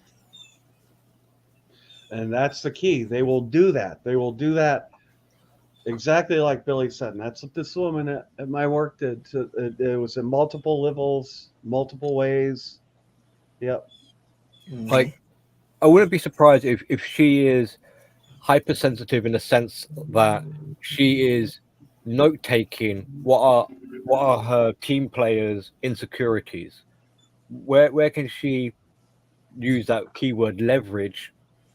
Where can she work her magic, and at what point would she maybe give them a bit of a false promise, maybe a bit of a love bomb, maybe like a bow down, a sign of respect to try and get them on board and in support. So she's playing. I wouldn't be surprised if she's playing little games individually with them, and working her harem in such a way where these guys probably don't even trust each other, because she's put herself in the middle, in between all of them. So each of these guys probably feel, not only do they feel a bit of self-disappointment and betrayal, and their esteem is going down, but they probably feel very alone in their dilemma. and they don't know who to trust. And the only person they can trust is the person spouting out all the answers. So they're going to just turn to her and just have blind faith, fingers crossed, hope she's successful, hope it all works out. Well, I don't know. They don't seem to give off a trusting vibe. Like they seem to be there. I mean, she said it multiple times. Like, some of these guys don't agree with me. So I didn't listen to the whole thing. So I didn't really listen to any of them talk. Well, like I said, that only points to one thing: their jobs have been threatened or on the line. Yeah. If they've been blackmailed or somebody has information over them or whatever, are told to do this XXX. I mean, there's clearly something going on here that I agree with that. I do agree with that component of it too. Yep. Because there's clearly something going on behind the scenes with all of these politicians that isn't being said on the surface. And you've got a lot of confusion going on. You've got a lot of confusion going on with people out here seeing different angles and bits and pieces from it and seeing that something's wrong. They can't quite put it together. All these guys know damn well that woman has no business sitting her ass in that seat. Exactly. Are they allowed to say that though? Well, yeah, I'm going to throw in like there's the fear component as well. Yeah. So like Outlaw was saying, their jobs are on the line. There's maybe some threatening sort of behavior going on, but the point of speaking up against isn't really from a megalomaniac like she is. It's actually kind of like a welcome, because it's an opportunity to set an example to the rest of you. The rest of you fuckwits, like, you'll be punished as well if you're not careful, kind of thing. So she doesn't respect or really care about their opinion, and devalues that in the process. If your opinion is devalued, again, they might feel themselves being devalued. Right. So she's working every possible useful angle. Like, do I use your emotions? Do I use your fear? Do I use your insecurities? Do I have to blackmail you? Do I have to threaten you? Do I have to overrule you? Like, whatever it takes, really. And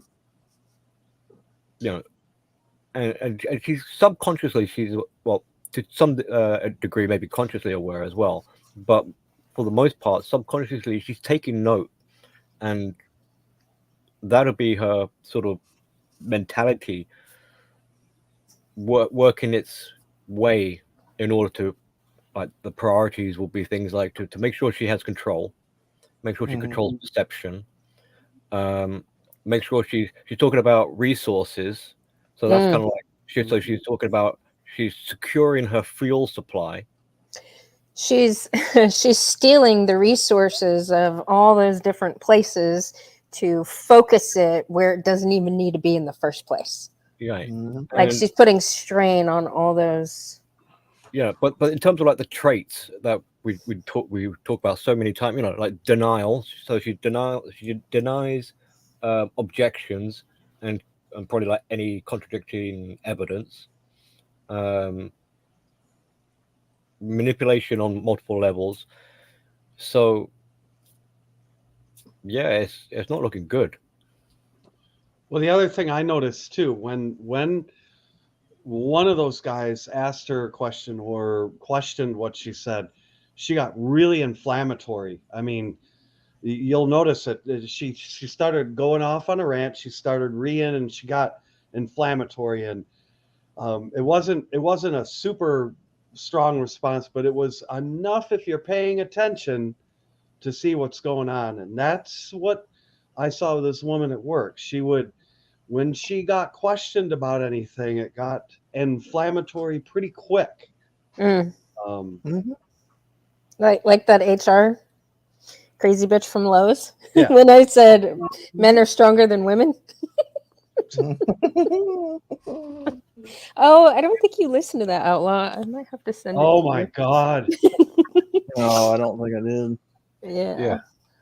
So you're including like passive aggression, subtext, meta communications, innuendos, and so she's manipulating people in such a way where, if you're not careful, she will induce psychosis in her victims because she will turn their own mind against them.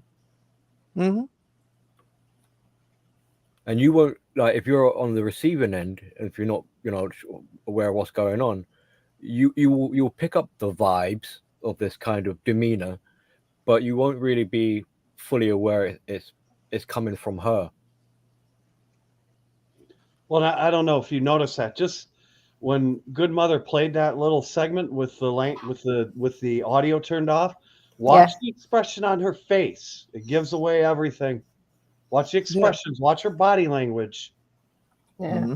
Because I'm super sensitive to this stuff. Working in my when I do technical sales, you have to really pay attention to this kind of body language. You should watch. She's getting defensive. She's getting aggressive. When anyone questions her position, because she knows she's not, she knows she can't, she's not based. She knows she really shouldn't be there. Yeah. So that she will deflect, and she will use intimidating body language. Her body language is intimidating. Watch. See how aggressive? Well, but she's right. She's confessing something. She's doing everything she knows how to do, which she's coming at this from a very female nature angle, like even women like that. Yeah, but I'm saying, like, she's confessing that she's highly incapable of doing that fucking job, and she this is all she knows how to do. Yeah, but like she's covering it up with her actions, her body language. Yeah. Look, somebody said it earlier in the comments. What does women care about above and most of all? Their nature, safety and security. Safety and security. Yep. People like this, I guarantee, live in a gated community, have all kinds of guards. The thing she wants utmost out of all this, it doesn't matter the results of these political deals or not, as long as she's got safety and security. And I guarantee you she does. She wouldn't care what she's told to propagate to the masses, and as long as she's safe, right?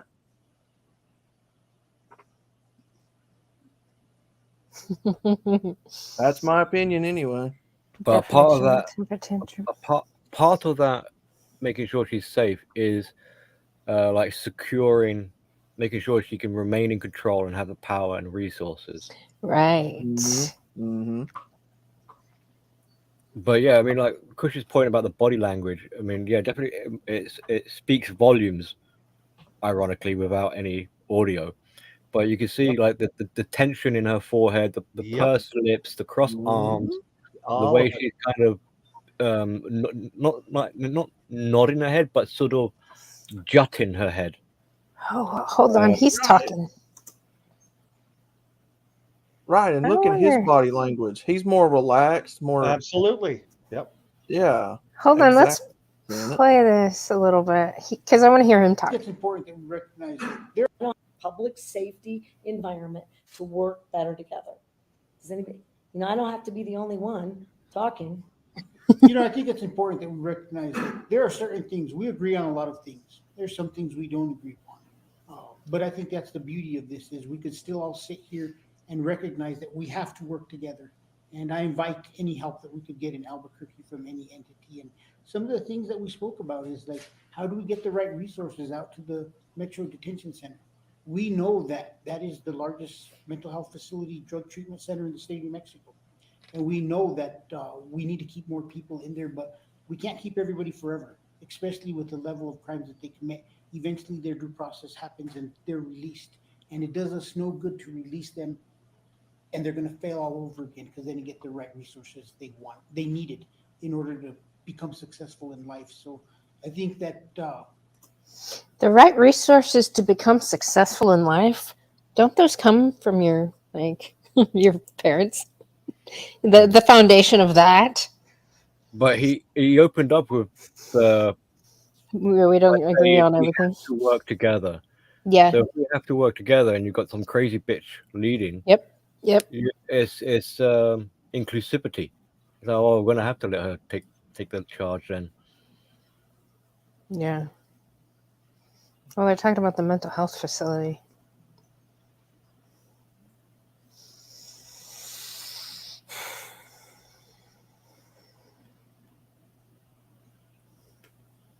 Well, there's the chief of Albuquerque Police.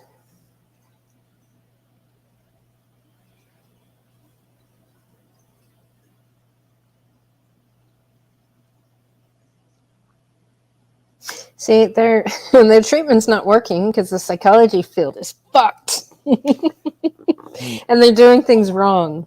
So, of course, it's not going to work. But to emphasize your point there, good mother, about about the parents' roles and where are the parents and things like that. Yeah. You see that is so, because that's at the core, and the root reason is so painful. There's an element of evasion going on where it's like, look, we're going to try and solve this. We're going to distract ourselves with everything we can, just so that we don't have to actually address the problem in a real way. Yeah.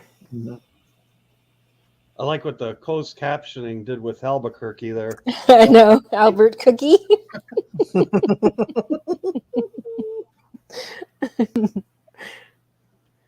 Yeah. Sounds So appropriate. right. So, what would the solution be to get all these, people in our society to start focusing on the fundamental problem?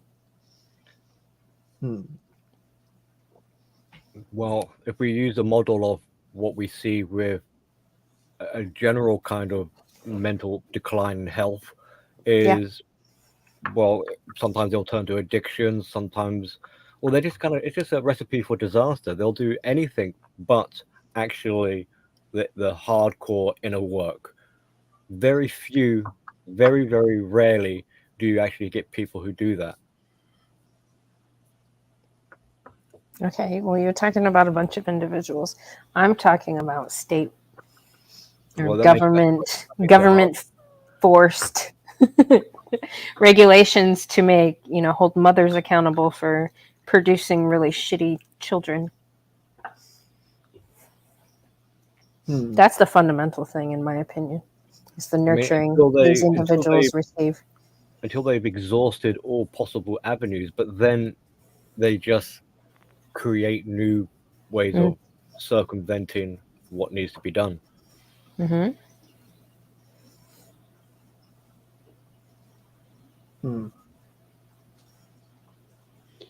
how we get these stupid theories of like. Go ahead, Billy. Oh, sorry. Well, that's how we get like these stupid new campaigners of like just stop oil, or we're gonna ban plastic straws, or we just find a new boogeyman to fill in the shoes. We'll conjure up some kind of we'll blame, I don't know, sugar in food, or we'll blame the meat industry or something.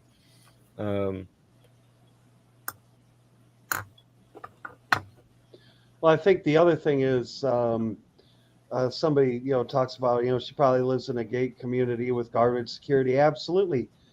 I don't know who it was. It was this feminist politician. She got carjacked, and she was all about defund the police, all that bullshit.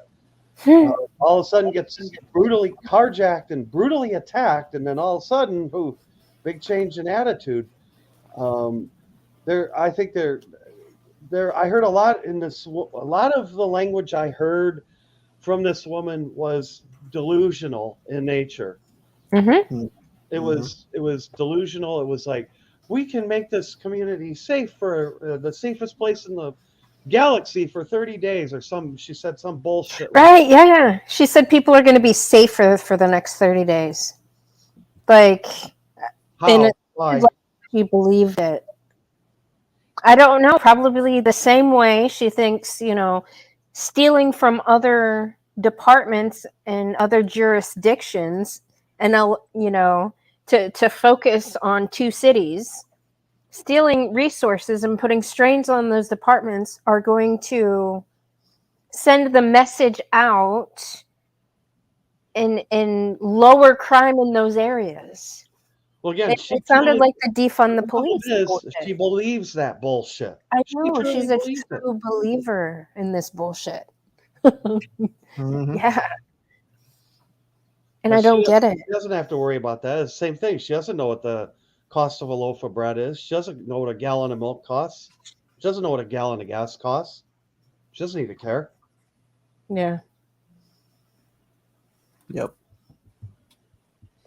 That's Defund the problem. Democrat We've got the carjack. disconnect.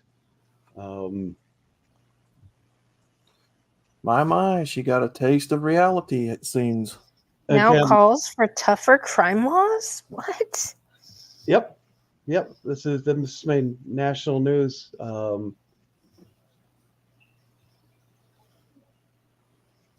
Calling for justice after suffering a broken leg and deep cuts. Yeah, I hate to say it, but only until this stuff starts inconveniencing them somehow is Yeah. it going to be an issue. Only, I mean, we did our, the two of us in my company, we did our due diligence. What if we hadn't? I guarantee you, she would have turned into a monster. Oh, yeah. She was allowed to stay in your environment. Oh, yeah. She had been allowed to basically to spread her fuckery as far and wide as she could have. Yeah. And we ultimately found this out. She would do this in every employer she worked at. She would make this little nest for herself and then embed herself into the culture by spreading her hyperbolic bullshit for any of those who were susceptible to it, who were weak-minded enough to believe her bullshit. That's what happened. And luckily there were two of us in our office who had the clairvoyancy to say, I see what you're doing. I know what you're doing. This is the classical case of out of sight, out of mind. Until it happens to a person directly, they spew this garbage all the time. See it all the time where I'm at. These kids spew for all kinds of crazy shit. Till it happens to them, just be a socialist until it actually starts affecting you, and then we'll see.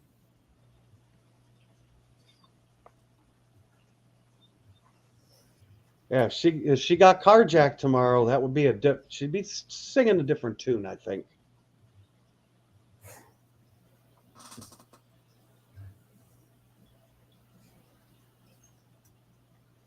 Or she got mugged in that little tracksuit of hers.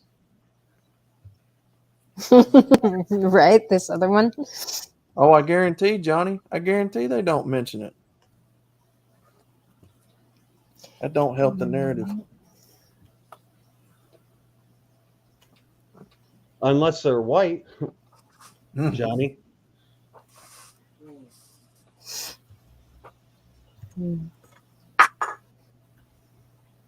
Well, what do you guys think will happen?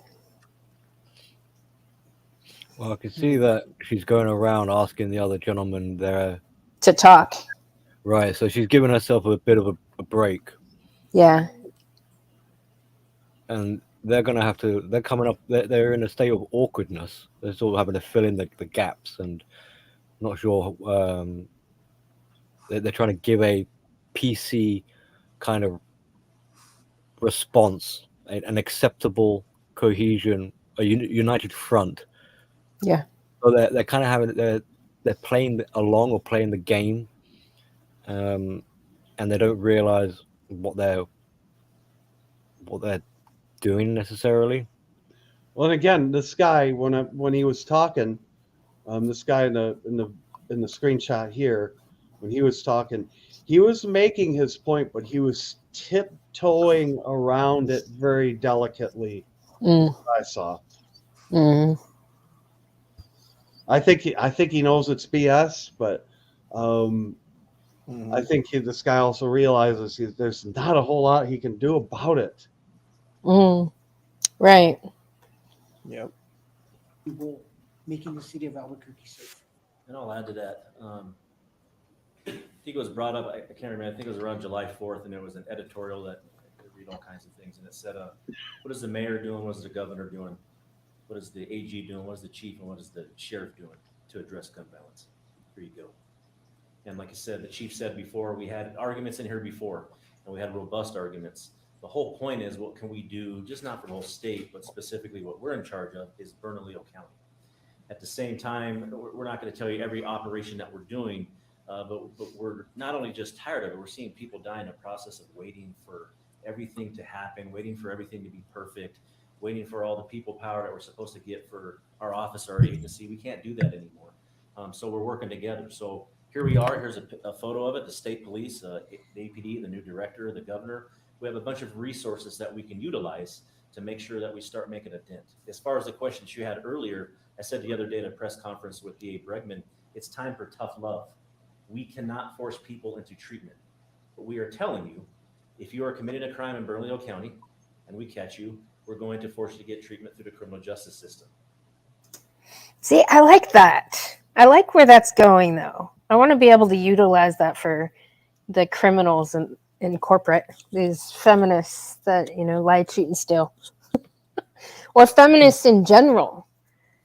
Like, they need treatment. They need the crazy bitch boot camp. How can we state mandate that, though?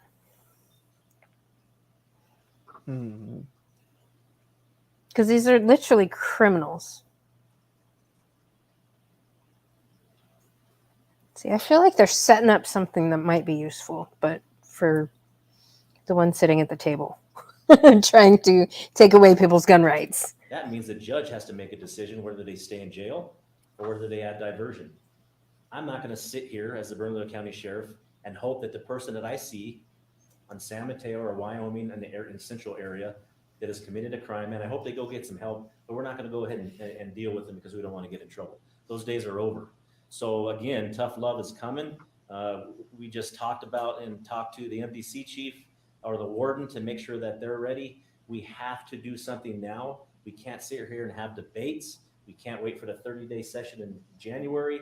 While we do that, people are dying in the process, and we have to make things action. Nick, let's just do one more and then. So let's say this month goes exactly as you're hoping, you win any challenges to it, you get data that looks really good for the whole thing. What's after that? What would you hope to follow? I would hope that data, if this holds and it works, then we make a decision whether we can remove the order if the public emergency and the epidemic is over. I bet it's not over in 30 days. So I would guess this group would ask us to modify, to use the data to identify additional strategies and to re-execute the order. But these are all things I can't answer yet. Again, the beauty for me is this is the power I have.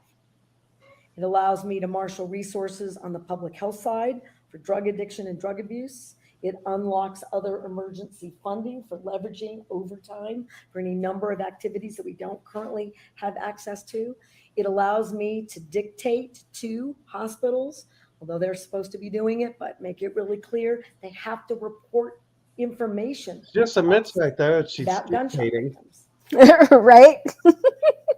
They have to report information. There's a lead into that as well, which is quite telling, where she says the beauty for me. Yes. Is that she has the power to do this. Right. I mean, because really, this isn't something you would want. You shouldn't really be gloating about, like, oh, guess what I get to do today? I get to, mess around with all these institutions and flex. Yeah. It should be really, it's a sad day that it has to come to this. But, because it's saying that what we have is failing, but she's not bothered by that. No, she's shining. This is her time. Well, this is that's the inherent problem, Billy, is that women love this stuff. They love strife. They love conflict. They love this kind of thing. They Right. swim in this. They don't want. They That's why don't she's want. saying it's They don't want calm. They don't. This is. They swim in this stuff. They love the yeah, drama. They love the yeah. bullshit. She wants there to be a problem because then it's like, oh, great, this is my feather in my cap. And like you said, any responsible man would be like, again, like my having to be contributing to having that female feminist fired. Was it the right thing to do? Absolutely. Was that something I enjoyed doing? Absolutely not. Right.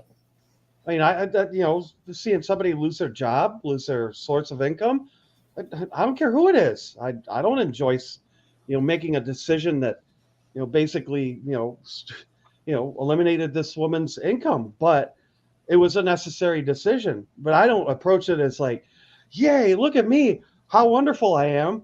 I mean, Yeah, you don't turn around and say the beauty for me is. I mean, I'd much rather be doing more positive, making my company money than focusing on this kind of bullshit. And all that was for me was a waste of my time. Dealing with that woman, just dealing with getting her fired and everything was just a complete lost time. That's time I should have spent making money for our company. That's the way I look at it. And yeah, and it's good that you say that because the company is above the employees, so it's about for the company. The guy next to her on her left, the timid guy, he started off by saying that we need to work together, but here she says the beauty for me. So it's all self. She doesn't say the beauty. The beautiful thing about this situation is that all these organizations could come together. No, she says beauty for me is that I get to control them all. Right. Johnny Manice is a witch timid guy. Yeah, exactly. The police chief, the Albuquerque police chief. I mean, a lot of these guys have legitimate concerns having to deal with a system that's broken in places. And I think that's where they come in. I don't think they're a fan of the stuff having to do with, I mean, I haven't heard it yet, but the stuff having to do with the Second Amendment. I mean, because there's more to what she's doing than just that, right? Mm-hmm. She just slipped that in there, along with things these guys want to get done. See, in some ways, that kind of adds to her confidence or her focus, because everyone else is distracted by being preoccupied with other concerns. They're having to walk on eggshells, having to be careful with what they say. They got their personal issues. It's all kind of compounding the issues and making them ineffective. But for her, she doesn't care about it. She's got no compassion or she's not really distracted or preoccupied in that sense. She could just be selfish and just be like, I don't really she does want to know what's happening, but not because she cares about it. It's just like, right, I see there's a lot of instability, everything is in chaos. Goody, I can leverage this and take advantage. She even said leverage. Yeah, that's why I kind of use that. That's why I threw it. Yeah. Well, she used all kind of Machiavellian language. I could dictate, leverage, all this. Mm-hmm. It's all about me, me, me, me, me. I'm the princess in the room. Mm. Yeah. Yeah, that's the vibes I get too. She doesn't come. She's not doing any service. She's not coming as as an employee to the company or a servant to the community. Exactly. These are public servants. Right. Exactly. What are the people going to do to support her? Well, they'll have to submit, right? To support this kind of thinking, you have to be an overly emotional individual scared of guns. Right. Now, you know, you don't have. You know, you don't have to do very much convincing with most women on that front.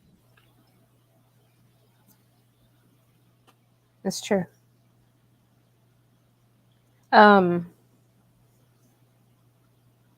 See, but what she's talking about, the information on the gunshot victims. Information to us about gunshot victims. I have to have it. Where did it come from? What do we know about it? Do they know it? What's happening? That collective allows us to do our work smarter and more aggressively. See, and I kind of agree with that part. Like, I feel like there should be more information collected to get to the bottom of why the person is engaging in criminal activity to begin with. And I think that would point towards a broken family and a failed mother. Why did she say aggressively instead of something like efficiently? Right? You can see she's got a kind of like aggressive demeanor. Like, you know, she's going to bully her way. Mm.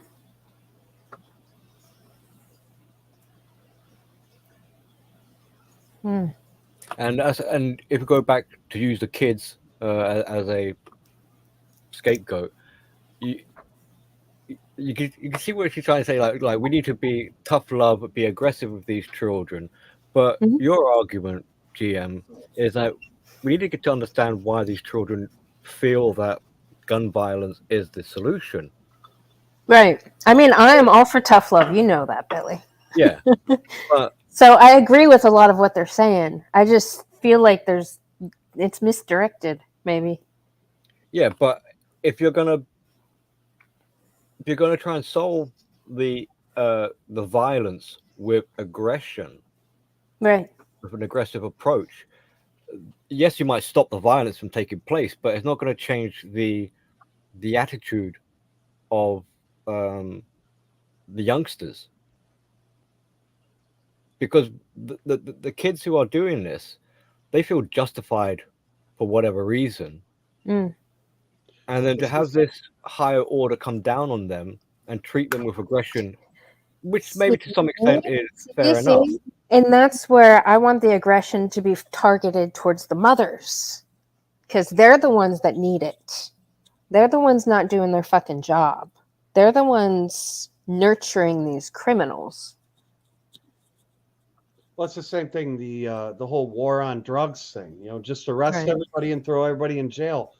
Nobody says, you know, why? What? How? You know, why does the kid want the drugs in the first place? Right. Yep. And that's where our mental health field's failing. Well, why did the kid get involved in drugs? Because what kind of household? How many parents were in the household? You know, a single mother. It's so that's coming from. But are we punishing the? Come on, Hunter Biden is proof that drug addicts can come from 2-parent households too. That's true. I mean, the point I want to make is, I don't know if this is like a later stage, but it's a sort of if you're punishing, it's one thing, are we punishing the behavior, like the choice of whether or not you take drugs or do participate in gun crime, or are they trying to punish the person as a person, as an individual, who they are, rather than what it is they've done? But going back to Hunter Biden, I mean, look at his mother. She's literally puppeting her husband. It's like she's a crazy bitch feminist. So I think it's that would be a important good case study. That's the exception, not the rule, too. Oh, tons of feminists are married. I bet this crazy bitch is married. Hunter Biden being a drug addict from 2-parent household. That's not as where do the majority of them come from? You know, I get tired of this exception being applied. Entitled, spoiled children often get sucked down that rabbit hole too. Oh yeah, yeah.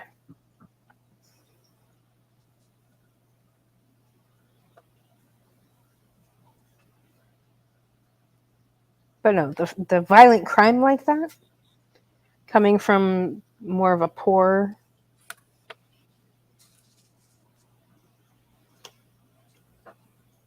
demographic. That's state. That also spoiled and entitled.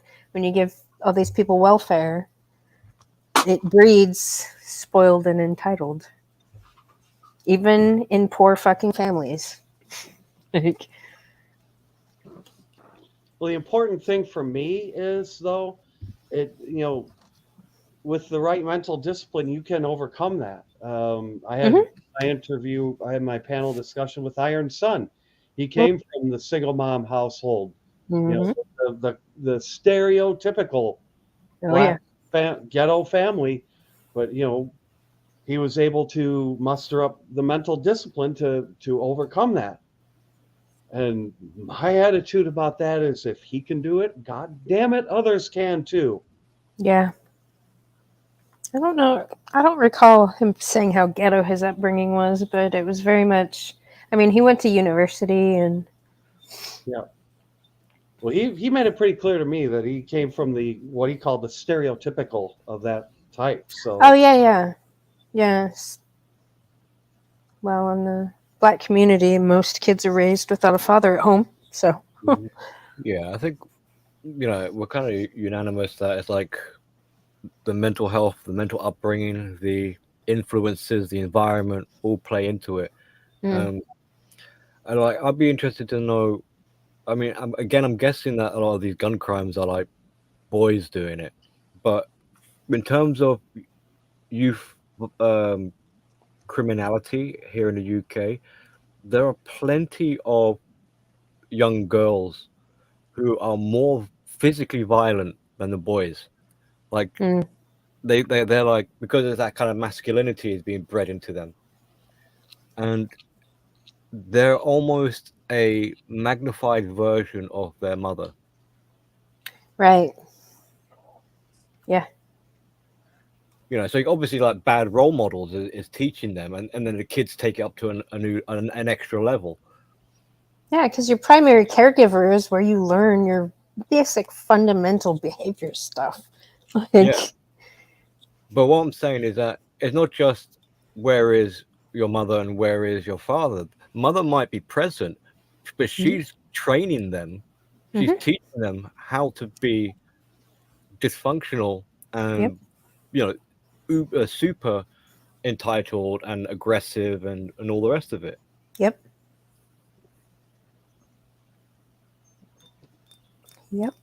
It's a so cycle. it's almost like you've got two people in. So with these kids now, it's almost like you've got two people in one, where you've got the kid living out as an extension of the abusive mum, on top of their air quotes nurtured upbringing as well. So you've got the kid's frustrations and the mother's frustrations all wrapped up inside that kid.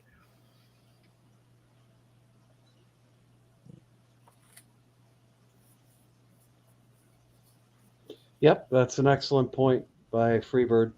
Mm-hmm. Or OnlyFans or InstaThought. Well, the phone is the gateway to all of it.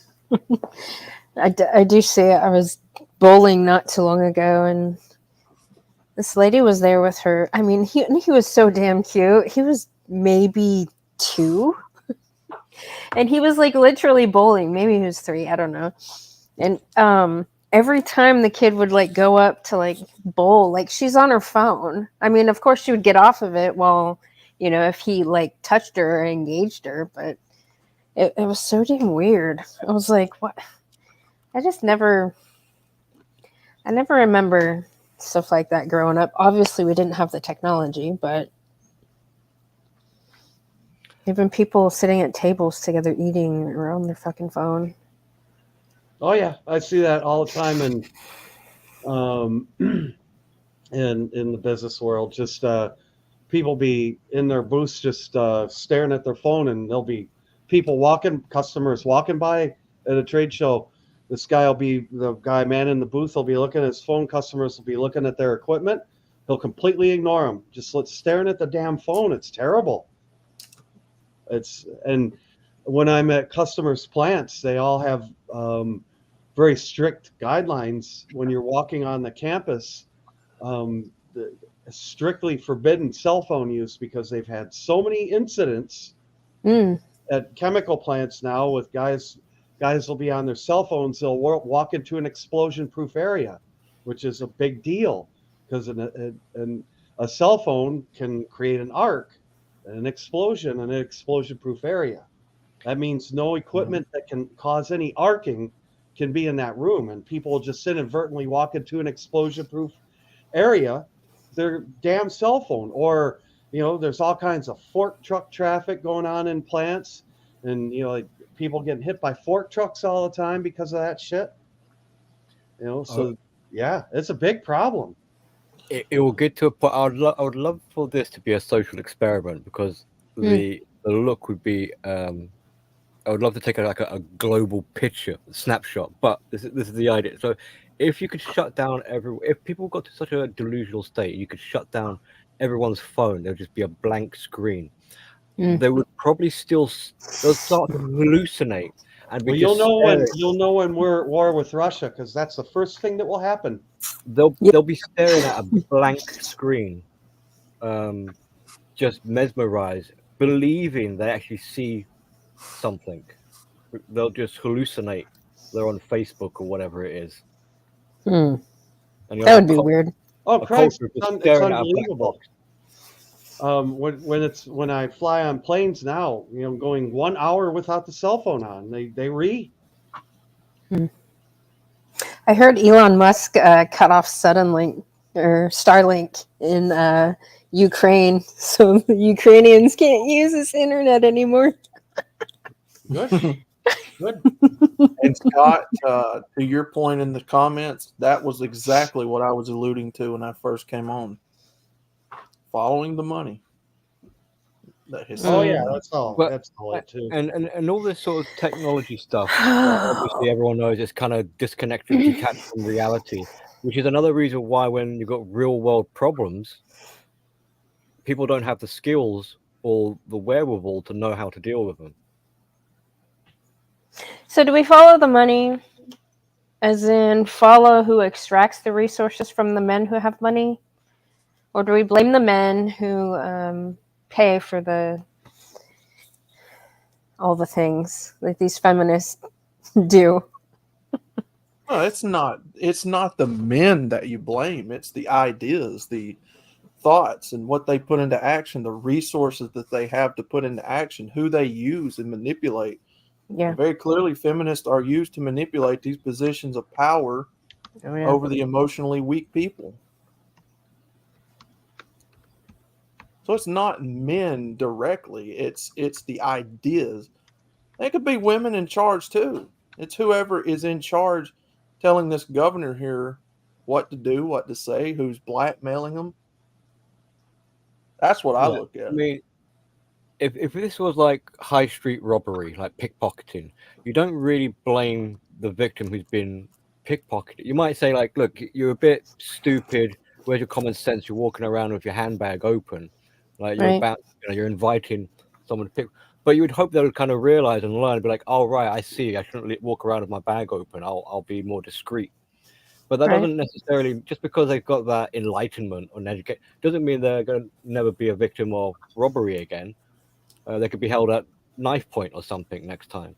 So you can't be too angry or upset or say it's the fault of the victim in that case. It's just you have to kind of wait till they get burned or stung a little bit, try and educate them, hope they learn from the mistakes, and use a bit of foresight and precautionary measures. But I don't know, maybe at some point you'd be like, look, I've tried to help you out and be safe as much as possible, and you still choose to decide to allow yourself to be a victim in that sense. So I guess, yeah, you deserve it.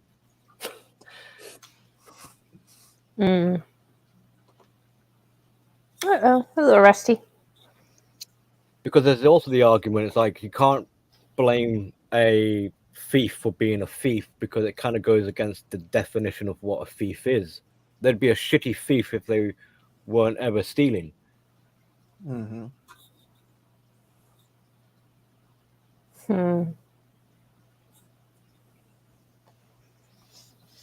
Yep. So in some ways, you can't blame these predatory, exploitative people for if they were Billy, upfront. this is where we're gonna lock horns, sir. Yeah, no, wait, no. Yeah. I'm not saying that gets them off the hook and they shouldn't be punished in all this. Yes. I'm just saying, like, don't be surprised they're going to take advantage where they see opportunity. It's Right. kind of like it should be expected. It kind of highlights just how much people have their pants down. Right. Well, and I struggle with, like, I mean, going back to something we were talking about earlier, my anger towards feminism in general and feminists. It's like, yeah, I'm angry that these predators, you know, predate upon all these things and these structures, and they're literally tearing down the patriarchy in front of everybody's eyes. But also, I'm angry with the people who are letting them do it, the enablers. That's exactly my argument. Well, that's the whole thing about following the money. They're being paid to. Exactly. This is key. It's like the chessboard. The feminists are the queens. They're a very powerful piece on the board that they're using. They're using it. They're not a pawn. They're the queen. Where's easy? Like he checkmate me with a pawn. I've done that before. Take it easy. So, hello, Muhammad. You know, exactly. And it's a bit of like an arms race, because what I find kind of surprising is how we've got to such a state where obviously it's been very lucrative for these predators, because it's now spread. It's commonplace. It's not like this is some new phenomena we've never seen before. It's always been with, you know, human evolution. It's just in small doses or isolated cases. But the way it's proliferated, maybe because of technology as well, shows like I suppose one of the arguments is that the predators, they kind of evolve and adapt quicker. The hunters evolve quicker or adapt quicker than the prey does. The prey is always a bit slow behind, because it has to first of all incur enough damage and suffering to realize, oh, okay, I need to evolve in a way to compensate, you know, like being attacked. But we're creating these people by submitting to them.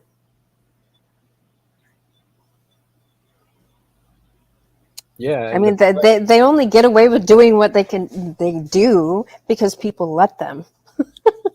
That's it. Yeah, and the prey. I don't want to sort of make it sound like MGTOW is a group of the victimhood group or something like that. But the sort of red pill, the spread of the knowledge. I mean, it's a good thing that it's beginning to get out there and become more widespread. But come on now, it's kind of slow. It's kind of like how many years has it taken to get to this stage?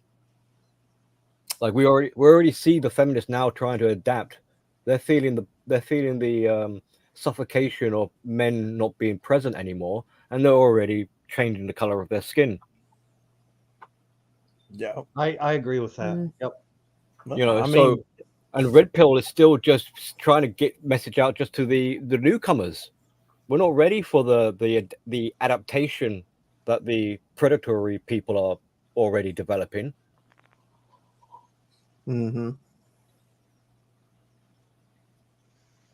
Like, it's one thing for us guys, and pardon, you know, the gender thing with you, GM, but it's one thing for us to sort of tell people, oh, spot the red flags. Watch out for, I don't know, like watch out for crazy bitch. But what are we going to do? Well, actually, like watch out if they're a broken home, you know, they're on welfare, they've got piercings all over, they're freaks and all this sort of stuff. But what are we going to do with super unnatural hair colors, holes in their face? Right, Those but are, you know, watch out if they've got brightly colored hair. I've had to say to my daughter, because every time she sees someone with hair color, she goes feminist, and I go, yeah, honey, you're kind of right, but the thing is, the new feminists aren't going to have hair color. Well, no, but there's also other red flags there. Right, but this is that kind of constantly playing catch up, and we're still, as a community on a whole, in a generalized way, just dealing with the sort of basic kind of air quotes traditional understanding of, like, you know, what we're bringing our knowledge together, you know. No, but feminists from the left versus feminists from the right look different. They don't look similar. They look completely different, but they're still feminists. It's just everybody just pays attention, you know, particularly from the right, pays attention to all the crazy bitches on the left. And I'm like, no. You have just as many crazy bitches on the right. So this whole left-right debate, who's more correct about stuff, I'm like, no, you both are completely infested with feminists. I mean, they just ultimately, look different. Yeah, and at some point, ultimately, the mask will slip. You know? Yeah. So it doesn't, to some extent, it doesn't matter what they look like or what kind of skin color they change or whatever masks they adapt to. I mean, narcissists do this all the time, and eventually that slips and is revealed. You know, I'm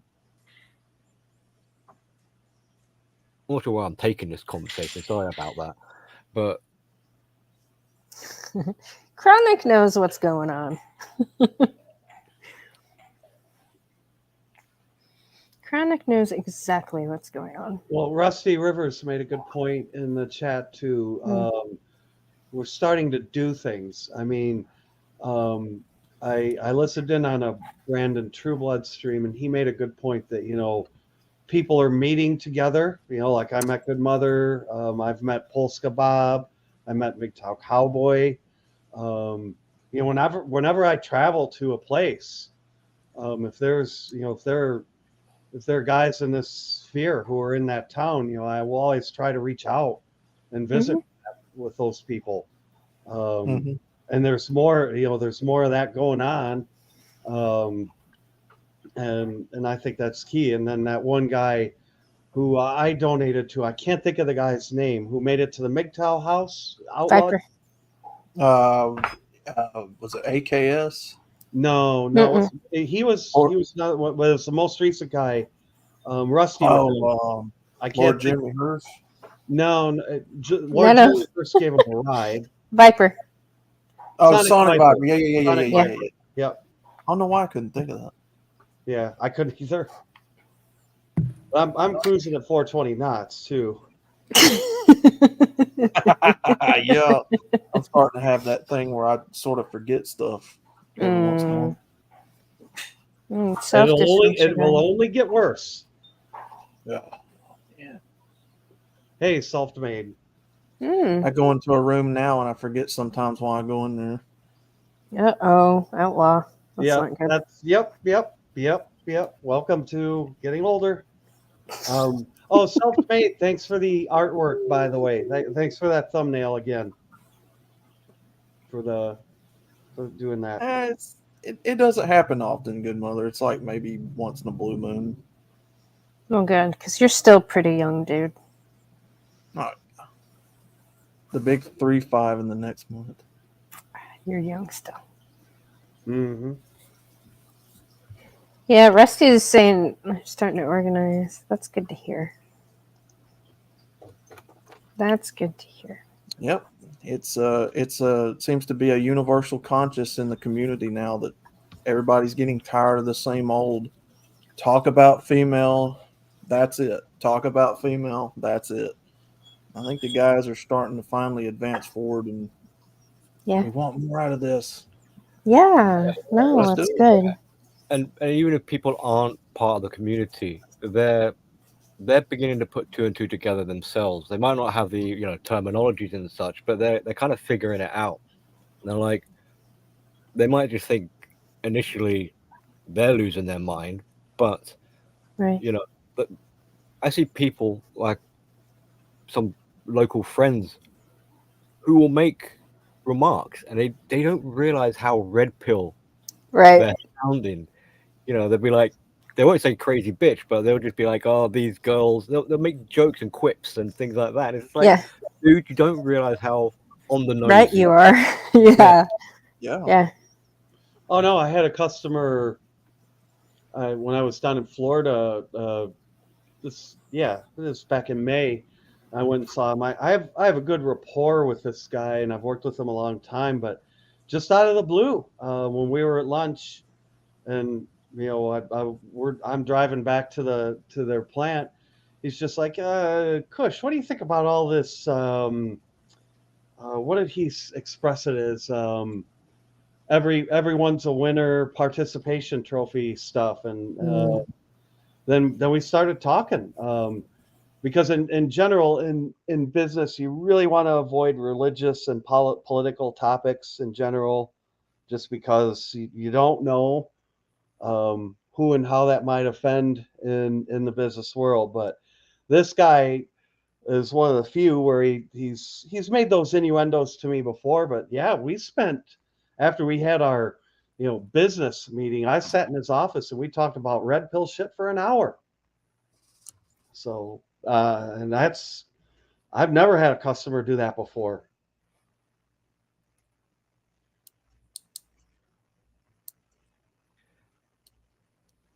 And that's why it's important to have these sort of discussions and conversations and be open as well, because one of the prayers that these harpies are clinging onto is hoping that we don't cross-reference our information. Like, this is one of the reasons why Let's shadow ban us. more than just shadow ban us, but because when you got, like, if I make this into if I use a narcissist as a analogy, they keep their social groups separate. Why? Because if the social groups met up with each other, they would pass on information. Then they can start to triangulate and be like, hang on, we've got a rat in the nest here, and it's the narcissist. So the game's up.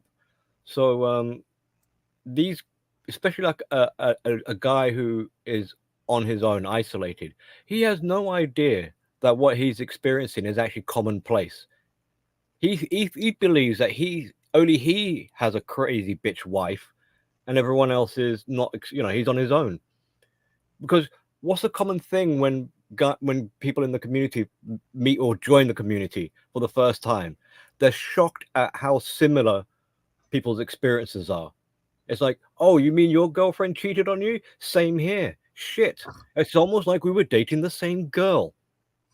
That kind of remark.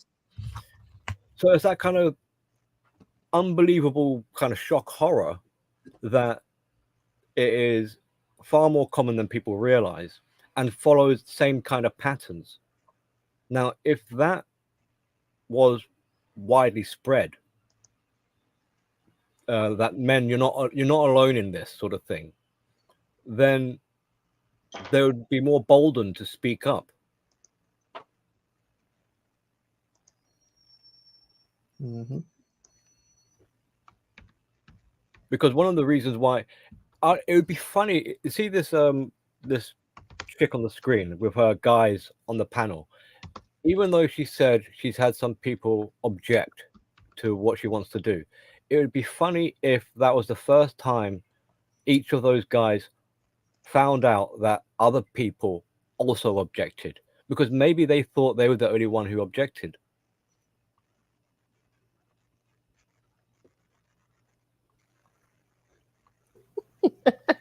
Yes.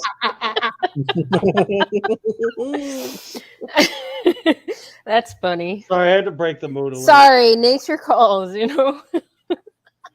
Wouldn't it be funny if we were sitting here a half an hour later, like, come on, man? That's funny.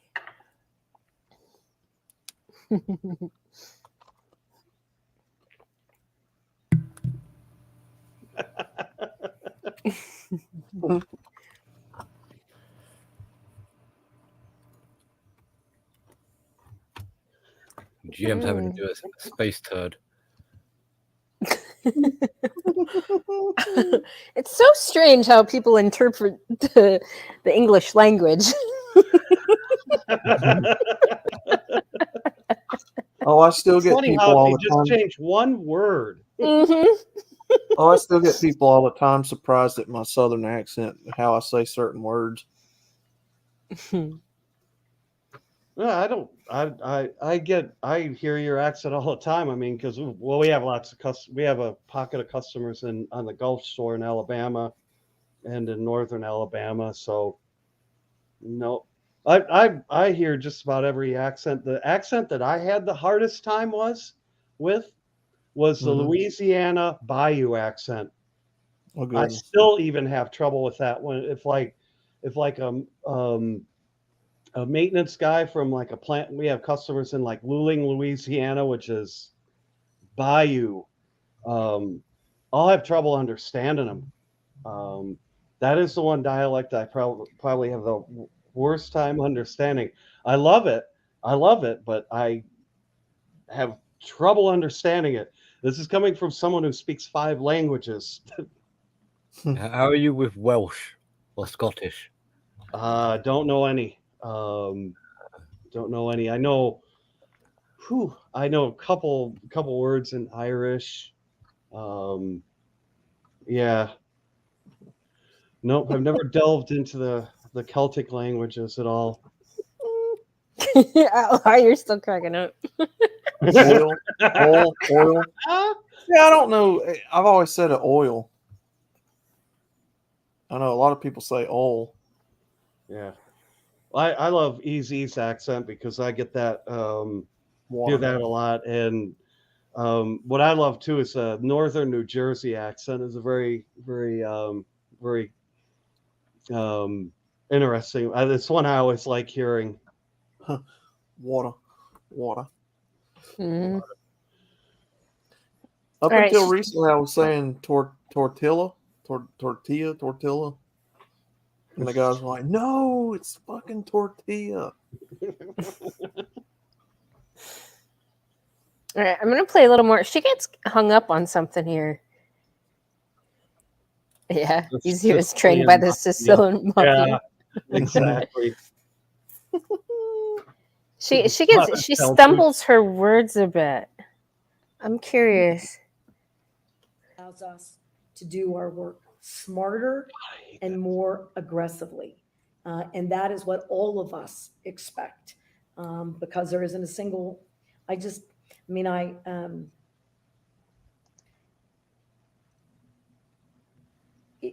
is, I don't want to use this word. It's bigger than heartbreaking. You know, when I'm out and about as a non-law enforcement person, I'm very accustomed to having people talk to me about their egg prices and what we're going to do about inflation in general, and largely now about potholes and about beautification. And that's another area that we're going to release some information about shortly, is cleaning up New Mexico. And those are, I'm well postured to talk about and positioned about what we're going to do and to hear their ideas. I don't get any of that anymore. I'm not safe. And what are you going to do about it? I'm terrified in my own neighborhood. I talked to someone at 9:30 last night, a former elected official who had a young person knock on their door. Didn't she just say a moment ago? Yeah. Potholes. Yeah, recently, but not anymore. But not anymore. Right.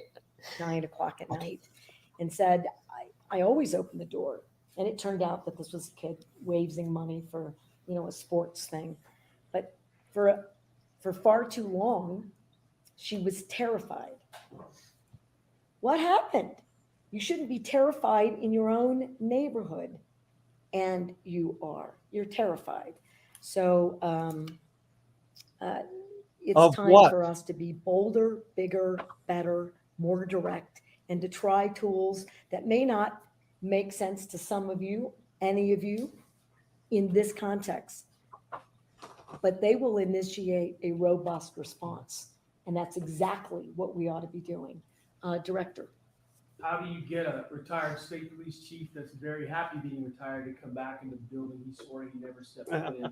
You know, and that's a compelling call from the governor saying, hey, I have a position for you where you can make a difference and get off the sidelines. That position is simply put, if I do my job, I'm out of a job in 30 days, maybe 60 days, depending on how long this order stood up. It's because I can work, and I hopefully continue to work with the gentleman sitting at this table, and I have history with them, both chiefs and the sheriff.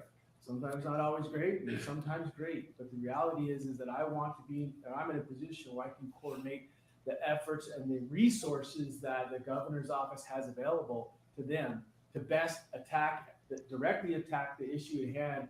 And for me, it's very laser focused. It's violent crime in the metro. I'm speaking as a business owner and a resident. Got a grandson that's going to grow up in that environment. How can I best help that address that situation? And quite frankly, it's to bring together, like I said, the resources that we have and the funding and use it most effectively, and not just a one-shot deal. How can we sustain that in the metro area and make sure it's long-lasting, working with not only entities here, but with the district attorney's office, JPO, APO, and the federal authorities? To be honestly, it's time to bring the hammer. I know a lot of people don't like to hear that, but we need to put this criminal element on their heels. We need to definitely disrupt these organizations that are selling guns illegally, possessing guns illegally. This guy's just spit out pretty much facts. People need to feel safe opening businesses, having employees go there and living there. And I believe that the governor enacting this emergency order gives us some of those tools and helps kickstart that. A lot of great work's being done. I hope to coordinate that with the three leaders here and others in the state and really get a long-lasting, effective result in the metro. And I think this is going to hopefully do that. That's my 2 cents. Right. And I think it's going to have a market impact as well. But if it doesn't, something else is coming. Enough is enough. Yeah. Enough is enough. Okay. Governor, as I was saying last one, I missed John. So Hold on a second. Mm-hmm. It's almost like maybe Kush, you could, or any of you religious people out here could help me out here. It's like the deal with the devil. It's like, yes, you can. We will. The devil says, "I'll grant your wish," but your soul is mine. Right. Yeah, there's a penance to pay. I was just gonna say, I guarantee the people she was talking to about the overly emotional guns were women. Yeah. Yeah. That's. Jesus Christ, man. These people are getting as transparent as water. Mm. I like not that I do like, but it's interesting that she kind of emphasizes that we're going to take action which you might not understand, or might be not make sense, or you might be in doubt. Mm-hmm. Yes. But never mind your concerns. We're going to do it anyway. Yeah. No, Observer's point is perfect. Idiots elect idiots. Idiots don't elect smart people. Sorry. That's the truth. Yeah, they're too afraid of smart people. That seems to be a running theme. All the idiots I know that literally don't like the competent people, they're afraid of them for one reason or another. I don't know if you guys had this as an excuse, but we were over here in the UK. They were playing with the idea of going cashless, and their reasoning was because because criminals use hard cash, and so if we are digital, it will put an end to the crime. You think so? Well, that was the sales pitch on it. Obviously no, and obviously the ramifications is like, you say goodbye to giving money to the homeless, say hello to being tracked and monitored and having your account frozen and all these other things. But the premise was that going cashless would be a wonderful idea because it would eliminate crime from taking place. What? Nuh-uh. Somebody actually said that with a straight face. Pretty much. I mean, I'm kind of like paraphrasing it, but yeah, they're like saying, "Oh, well, this is the reason why we're going cashless because of the amount of fraud taking place." Yeah. It's probably the same kind of crazy bitch like her that's like, oh yes, I believe the next 30 days people will be safer. Right. It's like because She's drug one of dealers, these true believers. yeah, because if I'm trying to remember one of the sort of explanations, like because drug dealers on the streets won't be able to do their business if everything is digitally tracked. Right. I've said this before and I'll say it again. I pay attention to the ingredients used to make guns, which I believe is what they're going to go after. They may not so much go after the physical guns themselves, which they're trying to. I think they'll go after the gunpowder, the things that make up the anatomy of the gun, right? Used to make it. That's what I'm focusing in on. I'm waiting to hear that they've tracked down and started seizing gunpowder or other ingredients used to make it. That's just my opinion, though.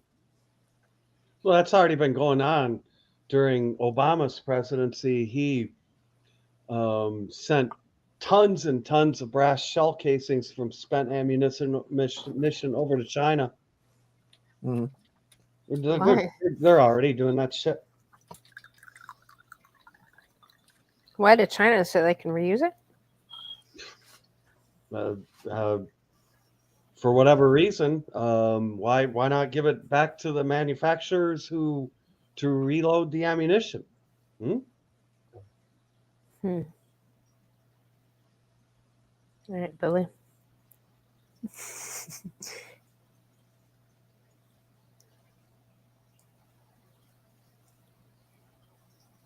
Because they already know that so many people in the U.S. are not going to give away their guns. It's not happening. So how are they going to do it? They're going to go for the next best thing, the things that are used to make them. The molds, the people who had the skills to know how to reload shells. That sort of thing. Johnny, there's no way I'm chopping my hair off.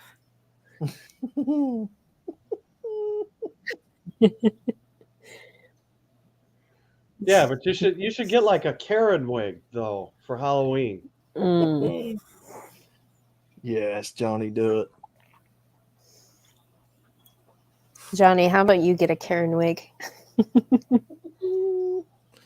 Get a wig like this chick right here on the screen. Yeah, what is it with the damn short haircuts, man? I think illusion. That's another dead giveaway. Right. Illusion. It's 8 p.m., Muhammad. I know me and Muhammad were trying to set up a this time was right about the time I had him on panel, so this would be a good time for him. Yeah. Given the time difference, because it was kind of a pain in the ass for us to organize because of the time zone difference, but because he's actually on another date. Yep, it's the 10th observer. Yes. Yeah, because he's the next day, right? Yeah, so 11th. Yeah. That's interesting. He's awake like tomorrow. Well, he's literally 24 hours or more past the time we are. Fascinating. At least I think he said 13. 14 hours. 14 hours. 14 hours. Yeah. From you guys, maybe. So he's always a day and a half past us.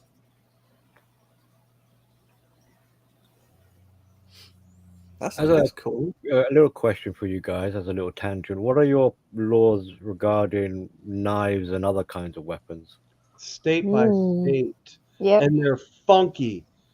Knife laws are really, you can't have a switchblade knife, an automatic knife in most places. But knives, like it depends state to state. And the laws are weird. If you want to be careful before you pull a knife on somebody, because that can, even if you do it in self-defense, and if taken in the wrong context, that can be a problem. Now, like me, I carry, whenever I travel, like knives are for the most part legal otherwise in most states. And that's why whenever I travel, I carry a blade with me because it's a 9-inch, no, it's a 6-inch, sorry, stiletto blade. And it just has a fast open. And I can take that in my checked luggage. So, that's what I use for personal protection when I travel. So that's what what about knuckle dusters? You mean brass knuckles? Yeah. Those, I don't know a lot about those, but I know that in our state, that would be considered assault with a deadly weapon. Mm-hmm. Okay. Well, I know here in Alabama, any kind of a knife with a blade longer than I think it's the width of your palm. So what is the typical, like the width of a hand? So if your blade is longer than the width of your hand, then it's considered illegal. Because as I mentioned, like we don't have any guns here, but as a consequence, we have a range of weapons, and so the law had to kind of play catch up and start banning all these obscure, like you're not allowed ninja stars, you're not allowed brass knuckles, even in your own house. Kitchen knives? How far do you go? Ninja stars? What? Yeah. I watched this English fella. He was discussing it, where apparently the reason was during the 80s or the early 90s, it was kung fu movies were becoming popular, like Bruce Lee and stuff. And as a knee-jerk reaction, because some of these Japanese weapons looked intimidating, they were just like, no, we need to ban it. Like, have you seen those? I'm not sure what they're called, but they're like gloves with claws on them, and they're meant to help ninjas climb trees. They're not weapons really. These are just to help ninjas climb trees, and like spikes on their boots. Well, it looks scary, so the government here was like, no, we need to ban those as weapons. No way kunais are outlawed. We have many of those.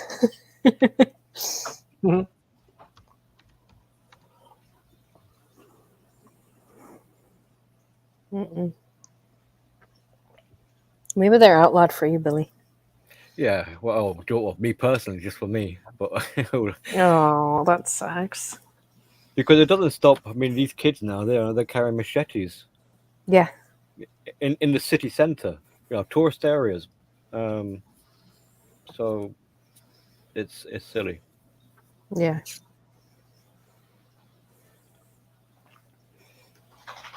All right, I'm gonna play a little more. This thing's almost done. She did that on purpose. You mentioned that there's people at this table that disagree with the order. I'm just curious if anyone wants to step up and speak. What specifically do you disagree with? Can I just do it? I think and I'm going to thank Milan for his really tough questions. They're fair. It's the concealed and open carry. Because if we could modify that with evidence that suggests that you're safer if you do, but I can't in 30 days. If I can turn down the temperature, it's not illegal for a young person to have an automatic weapon, just a handgun. I can't arrest that person. Right. If we tell the bad actors, and I realize it's a pinch and then some on responsible gun owners, I'm clear, it is. It's a sacrifice that allows everyone else to get their arms around a growing, significant problem.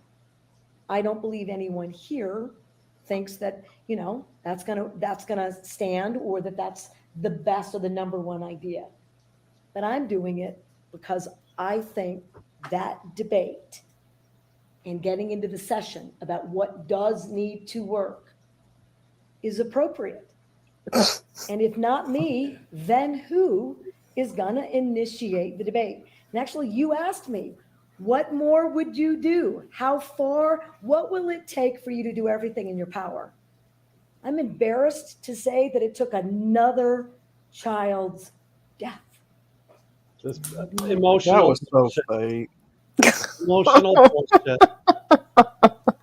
Let me tell you, so we're just going to ignore all of those criminals who were taken care of by responsible gun owners, Right. robbing the stores. We're just gonna ignore, those people who go to church and take care of somebody trying to come in and shoot a congregate. You're gonna ignore all that evidence, really, because you're fifis. Right.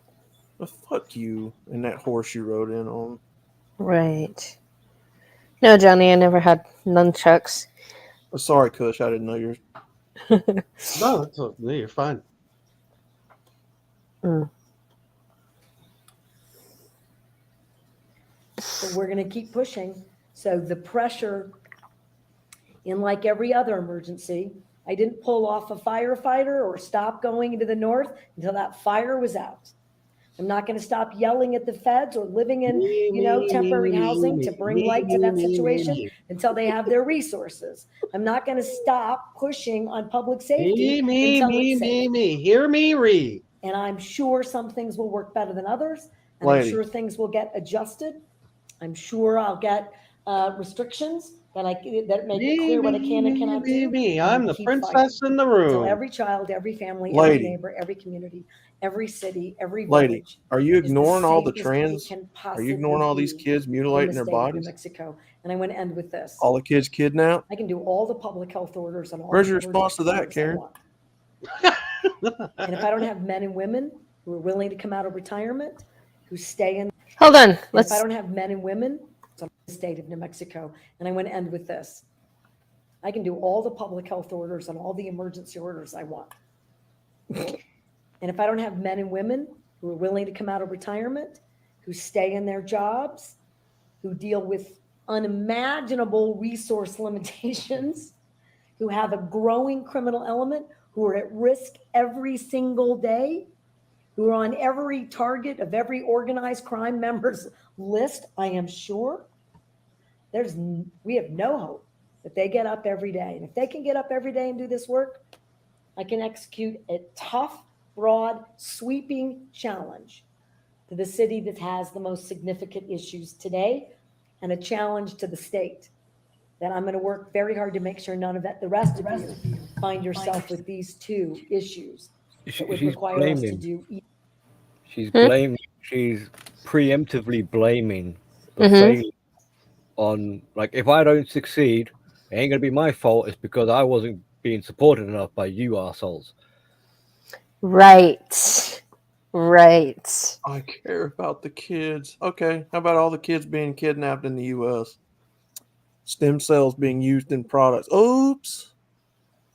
Did you care about that, Karen? How about all these kids' bodies being mutilated for somebody else's ideology? Did you forget about that, Karen? No, we care about guns. How many more kids must die? That was such a fake scripted response. It's just this. It's the same. It's the same old played out bullshit. It really is. Even more in your own city. And as I said, there are plenty of neighboring communities that are close. It is growing as a general issue. Thank you for being here today. And New Mexico, let's stay safer. Quick question on Governor Richardson, next week, the funeral. What do you think about his legacy, and did he help you teach anything to become the governor? There's not many governor people who are actually been there. I'm not interested in that part. Well, they did ask her what they didn't agree on, and it was the Second Amendment stuff. So that is one thing she slipped in there among many other things in this, I guess, order. She's placing all the responsibility for progression on everyone else's shoulders, but she's gonna skim the recognition for it. Well, she gives herself away on it. She'll say, "I need all these men and women here to help me, but me." Yeah. The Machiavellian arrogance is unbelievable. And she even admits it there. Some of these guys are retired and stuff. And she used the word I'd sacrifice. be like, bitch, I'm done. I'm retired. I'm done. But you got to sacrifice for her. Right. Fuck Right. you. Yeah. Nope. And you might not like it. It might be tough. It might be a pinch and then some. But trust me, stick it through and do it regardless. So yeah, very tyrannical. All you're gonna do is make people go one county over, buy as many guns as they can, and accidentally lose them in a boating accident. Illusion. You sound like a loser. Just saying.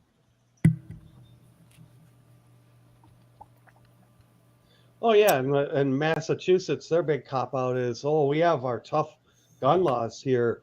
It's coming from the other states. That's the problem. No, it isn't.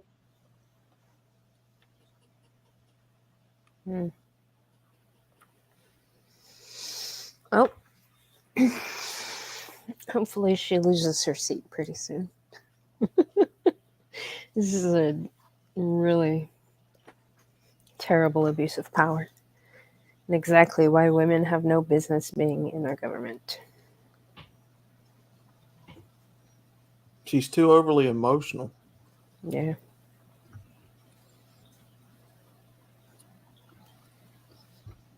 Well, in part, that comes from being so self-absorbed and selfish. Mm-hmm. Right. No, and that's the problem. That's what makes her so dangerous. I mean, people who get that consumed in their emotions are dangerous. Well, and she said it herself. She wouldn't be doing all the things she's doing if it wasn't for the support of the people. So, going back to... That's another palming off the accountability, because it's like, if you're not happy with what she's doing, don't blame me.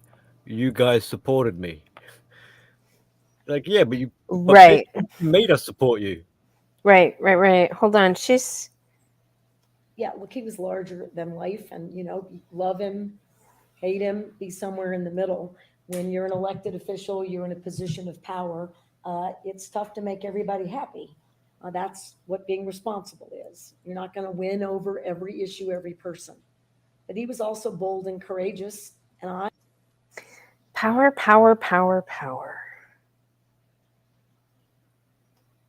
I appreciated that working for him. I learned something from every governor. The benefit I have, in my view, maybe other people's perception of my work will be different, is I learned something from every governor I worked for, and every elected leader in every elected position. But in particular, when people said, you'll never, ever get these economic aspects to be meaningful.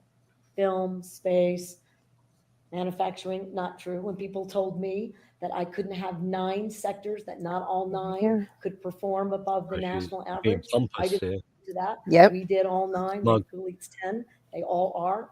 So that wasn't true. If you set your goals high, like this public safety work, the likelihood that you get as close as you can is much higher. What's your point here? Certainly learned that from Governor Richardson, and he took on his critics in the same fair way he took on his supporters. And he created space for the rest of us to have debates about the future of the state. She's sorry to gross you out, but right here is not here. This little section, she's masturbating. Oh yeah, in public. It's diarrhea out the mouth. She's Diarrhea bold. out the mouth. Not only is the previous governor bold and courageous, but she is also bold and courageous. Right. So this is how she sees herself. She's standing in brave. She's had to fight against all the odds. People said no to her, and she proved them wrong. Look at me now. Right, right, So right. that's why I'm like, she's. It reminds me of that HR feminist and her stupid story about the ratchet. God. Oh, if you only knew Outlaw, you. Oh, you gotta listen to that. Oh my I God. gotta send you that link. I'll be right back. Okay. Rusty said a friend of his is right on top of this. His name is James Freeman. He has a channel. He is on site. What's his channel, Rusty? You have a link, sir? Is he calling for her impeachment by chance?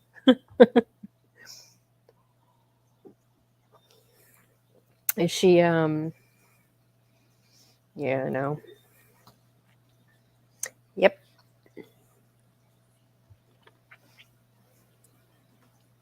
See what if she closes. And I think he's going to be really missed. And the last thing is, there isn't anyone from this state or anyone readily that comes to mind around the country that's going to be able to take his position in foreign policy, in international work for hostages. And I have no doubt that that's a discomfort for many of us around the country. Thank you so much, everyone. And members of the media, I will get you a printed copy of the public health order shortly, so you can take that with you. And then we'll send out a press release for people to know. Thank you. Thank you for asking about Governor.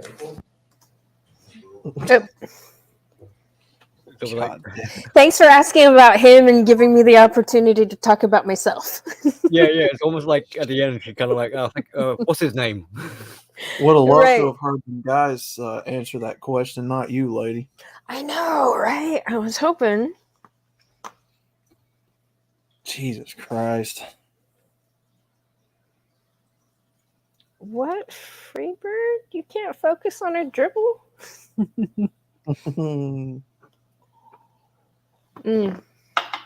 James Freeman. Is that what his channel's called? I've just noticed that her mug matches her necklace. I thought, is that some sort of symbol then of the organization, or?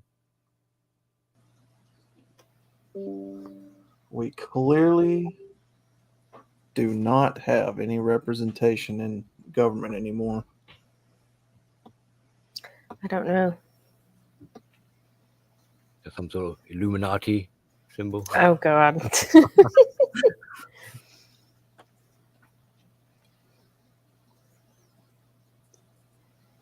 I think that is significant. That thing around her neck, that I think that's significant. That's significant to the state of New Mexico. That is some significance. That is symbolism of the state of New Mexico to some degree. I think.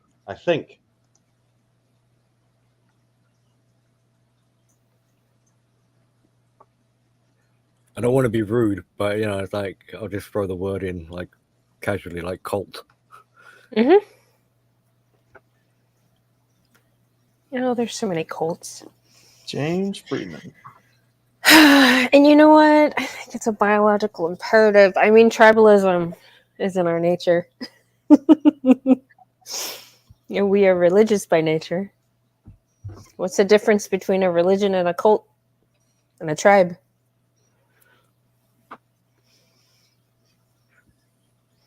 Well, yeah, I think that JR is right. It's like Apache. It's Indian, American Indian tribal symbol. Yep.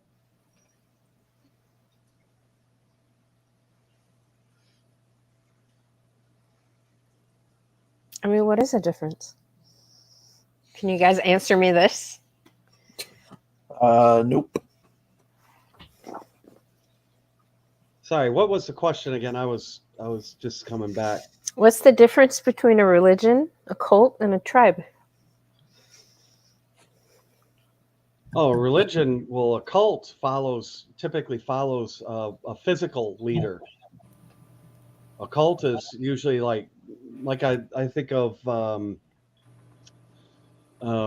like any of these, and any cult usually has a physical leader, whereas a religion usually worships deities, which are something that don't exist in the physical realm. Whether even if it's paganism, pagans worship deities that don't exist.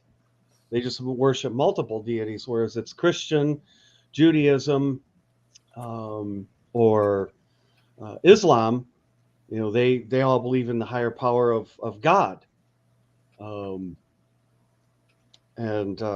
that's really the thing. A tribe is not religious at all or cultist at all. A tribe exists for survival, Right. for the purposes of survival. You know, there's a hierarchy. There's you know, you can think of each, you know, even a country as, you know, basically that's all what the old medieval states in the Roman Empire were like. They were their own little tribes, and then gradually over time they grew into the city states and then into the larger countries.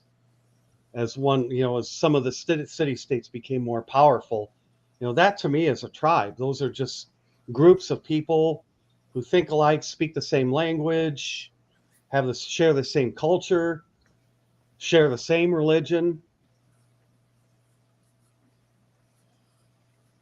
have the same ethnic background.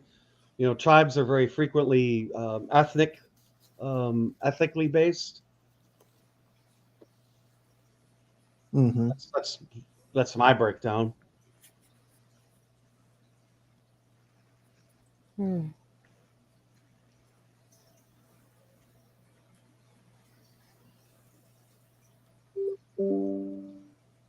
Is this the same person, Rusty? I'm gonna have to open up a new thing to view yours.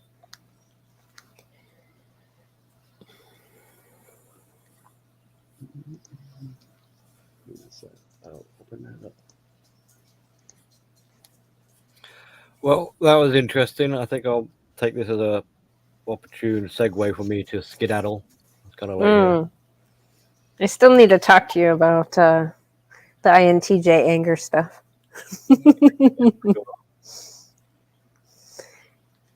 Maybe later. Well, yeah, it'll have to be another time. Yeah. All right. Thank you, Billy, for contributing to the conversation. Have a good night. Thank you for having me on. Hello, bro. So take care, GM. See you later, Outlaw and Kush, and everyone in the chat. Yes, sir, brother. All right. Have a good night, Billy. Yeah, that's the same guy. There's a link to his channel. I'm on it now. Let's see, talk about here. Just live on my smaller channel, where I kind of just do a variety show. I do all kinds of random stuff over there. But I am live in Albuquerque, New Mexico. According to the governor, this is the safest city in the United States of America right now because it is, by her executive order, officially a gun-free zone. The entire city and the entire county. The entire city of Albuquerque and the entire county of Bernalillo, by New Mexico State Governor's order, is now a gun-free zone for 30 days because she has declared a public health epidemic on what she calls gun violence. Right. The governor of New Mexico has declared a public health epidemic in Albuquerque, New Mexico on gun violence, and therefore has written an executive order saying that nobody in the city of Albuquerque or the county of Bernalillo can concealed carry or open carry any firearm for the next 30 days. If you guys haven't seen that stuff, I posted an edited video about 5 or 6 hours ago that shows the it was a 50-minute press conference. I cut it up into about 15. It was a 50-minute press conference. I cut it down to about 15 minutes to try and give you some of the biggest highlights. I also put a direct link to the full press conference. If you guys have got the time, I would strongly suggest going to watch the entire 50 minutes of the press conference. I think it's well worth it. there was a lot of things said in there besides just, we're outlawing guns for the next 30 days. The things that she said are shocking. Multiple times she said that law-abiding citizens who are carrying for self-defense should be arrested. Okay, she said that once. She said, when somebody said, well, with this order, does this mean that police are going to be arresting law-abiding citizens who are carrying? And she said, not necessarily, but I think that it raises the question. I think that it should raise the question about whether or not they should, and something along the lines of, but maybe they should be arrested. Maybe law-abiding citizens should be arrested. I did not want a gun until they started taking them, says Theta Naya, right? Thank you for the super chat. I appreciate that. What upsets me about this is that. So I'm in Albuquerque right now. I just went and talked with the state police. If you go to my other channel, Fake News Network, you can find it buried in an hour-long live stream. I did get some good static recorded footage of it as well, though, that I'll upload later to this channel in a much more cut-down version. Thanks, Jack the Ripper Media, or Ripper Jack Media. If gun violence increases, will she sign an executive order that everyone has to carry? That's Ripper Jack Media. That is a very interesting thing that you said there, because if you go and you listen to the entire 50 minutes, she does say, if this doesn't work, what exactly did she say? Basically, I'm paraphrasing, but basically, if this doesn't work, she's going to do something else. And she doesn't specify exactly what it is, but she intends to do far worse when this doesn't work. And anybody could tell you that this is guaranteed to cause more violence. As soon as the criminals find out, I mean, if people were to actually obey it, as soon as criminals found out that there was not a single person in this entire city that's armed, it would be a free-for-all for crime. Yep. As soon as they found out nobody in this huge line of cars right over here headed over to the state fair, as soon as they found out not a single one of these people has the ability to defend themselves, it's open season, dude. And she said in her press conference, if this doesn't work, I don't remember exactly what her words were, but there'll be more coming. This woman has to be stopped now. And I don't think lawsuits and injunctions and all of that are quite enough. This woman needs to be in prison. Yep. See, I Time agree for a with Patrick that. Henry speech. Thanks, Cliff Williams, for the super chat. This woman needs to be in prison, and that's all there is to it. Naya, thank you again. Naya. So the redress your grievances form is a gun permit. This is the thing too about I think that's important to understand about to exercise a too. right. Yeah. They had a law in Washington D.C. Within D.C. limits, you weren't allowed to possess firearms. Mhm. That was ruled unconstitutional in the U.S. Supreme Court. Right. You cannot create a law that violates the second. That's a direct violation of the Second Amendment. Mhm. There is no question in my mind to that. Yep. That is not disputable. If you read the Second Amendment, shall make no right, shall make no law. How is that not clear? Yep. Well, in my opinion, what I think will happen is you'll see a spike in crime in this area where this is taking place, and they're going to heavily censor social media in that town, probably to where if it is happening, the news reporters aren't going to report on it, and the only way you're probably going to know anything about it is people like this guy reporting in on the journalistic side. So I think they're going to try to cover it up if there is a spike. I I don't know. We'll see. That's the same way they don't talk about the murder rates in Chicago, right? Mhm. And Illinois has some of the toughest gun laws in the nation. Yep. For those in New Mexico who actually bought a permit from the state to be allowed to carry, I mean, I don't know what you agreed to when you signed that, but I bet you agreed to do whatever your master tells you to do. Yeah, I bet you traded in your right for a privilege, and you signed on it, and now it's contract law. You agreed to it voluntarily. We're going to drive around though and show you guys some of the city. I just went and talked to the state police and asked them, do you intend to enforce this? They didn't want to talk to me about it at all. I mean, no. But we're going to drive around the city. We're going to go into the southeast part of Albuquerque.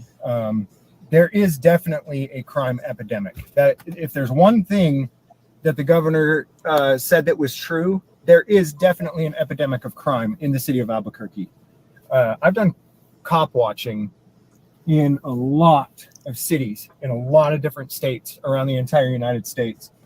And I've always said since the first time I came out here to Albuquerque, this is absolutely positively the most crime-ridden city that I've ever been to. And it still is, and it has gotten far worse since the first time that I was out here 3 years ago. It's only gotten far, far worse. So we're going to go and drive through some of the absolute worst parts of the city, the southeast, which is known, for those who don't live out here, who don't know the area, it's known as the war zone. That's what people in New Mexico call Southeast Albuquerque, the war zone. We're going to go drive through there right now. If I can get my bearings and figure out where I'm at least. I started to say, you better be armed, but oops, can't do that. All right. Should have cleaned up my windshield before going live, huh? Man, you better have some pepper spray or a paintball gun or something on you. Paintball gun. And you guys let me know how you feel about how you would feel about coming out in this city. Honestly, during the day, sometimes it looks even worse during the day than at night. And in the years that we've done cop watching here, a lot of times the daytime cop watches are are busier. A lot more calls for violent crimes in the middle of the day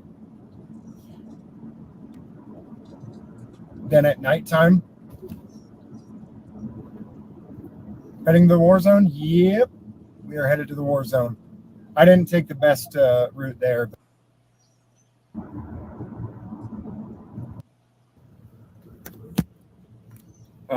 And then 2 days later, we were downtown with Bow. And some of the absolute quickest response times for the Albuquerque police were about 20 minutes. Jesus. That's bad.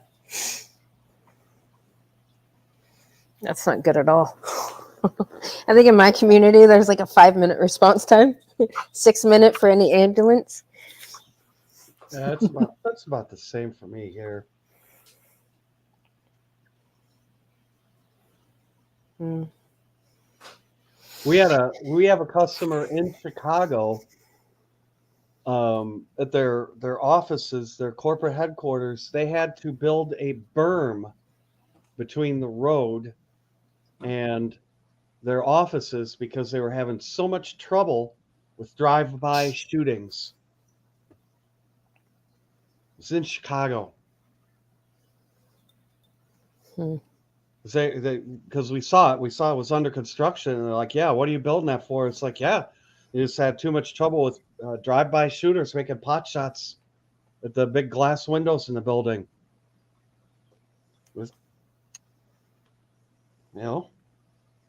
Mm-mm. I'm sorry, I don't think I'd ever live in a place like that on purpose.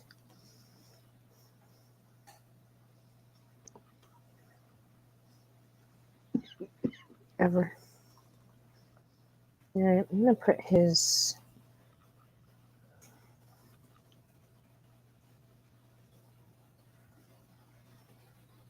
video here in the description.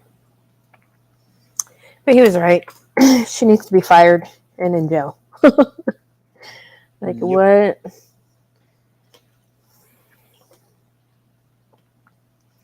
What these crazy bitches are allowed to get away with in our society. Mm-hmm.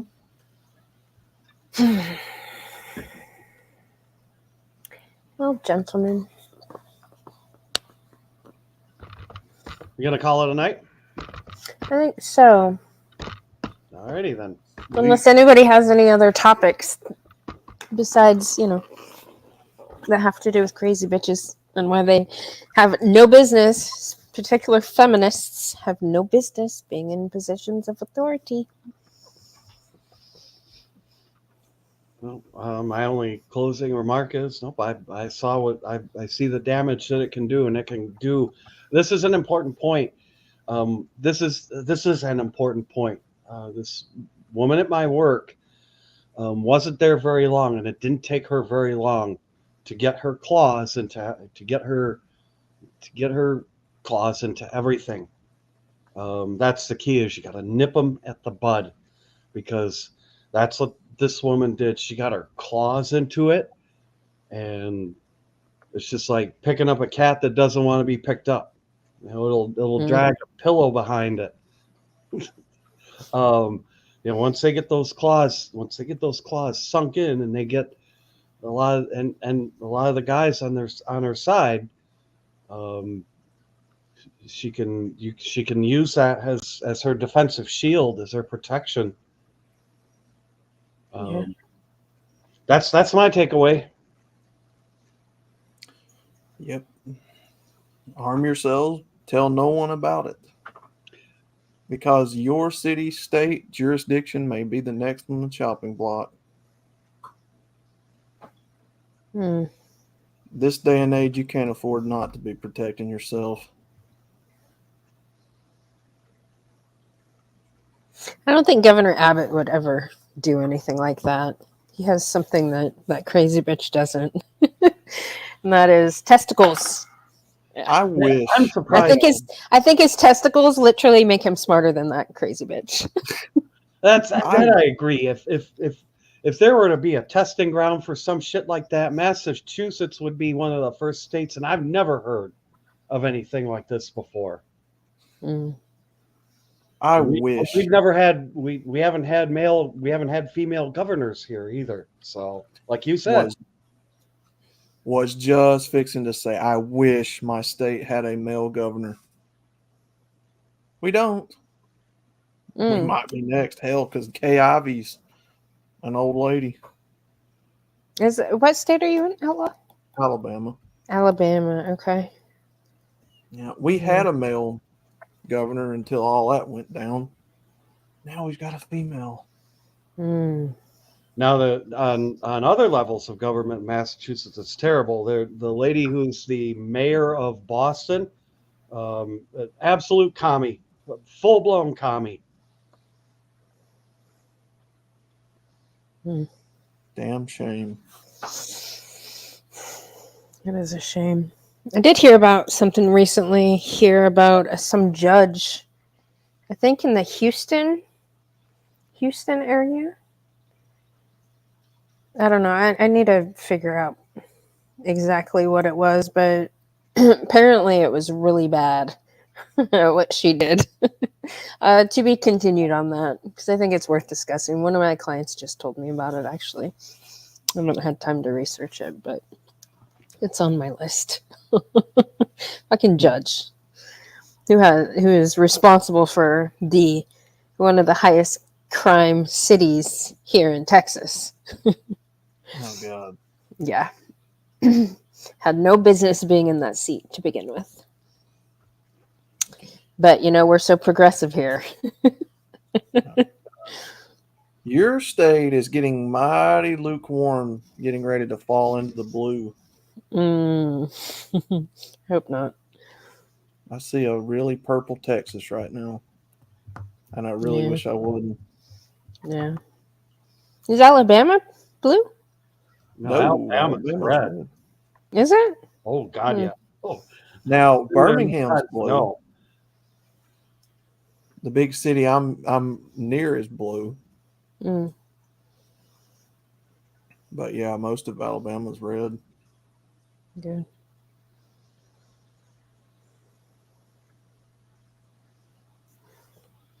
All right, yeah. Thank you for conversating about this. No problem. Yeah, anytime. I'm gonna end this. All right. You guys have a good night. Johnny Midnight, good to see you. Hmm. JR. Oh, good. I need to get back on the Discord with you guys because all that is gone. You have a new Discord? Yeah. I accepted your invite.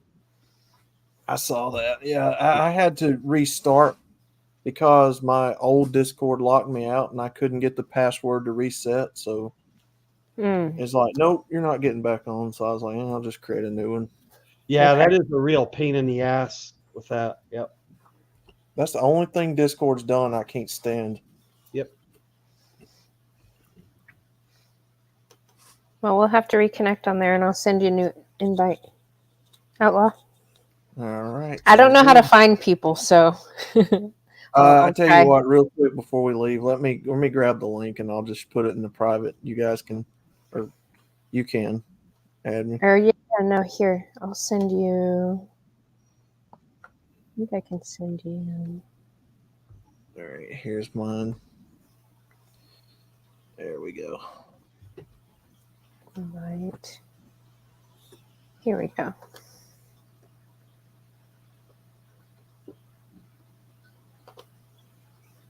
Copy.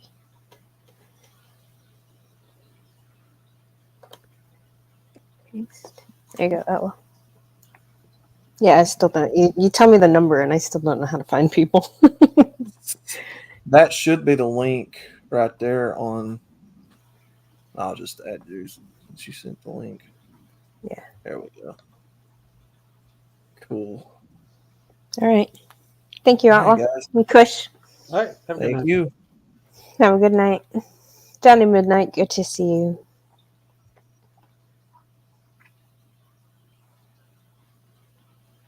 Yeah, the MGTOW house. I know I got your text. Sorry I didn't respond. I've been a little not good at catching up on texts right now. But you got Viper at the house and everything's good. I was actually really glad to see Hammer's video. I hope it helped out a lot. And Rusty, whenever you're ready, do you want to talk about, because do a lot of people know exactly what you're doing? All the great things that you're doing, because our government fails men and there's nothing there to support men, so men have to organize and help each other out.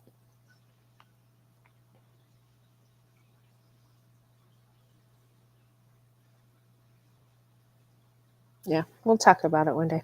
Have a good night, Freebird. Uncle Guns, good to see you.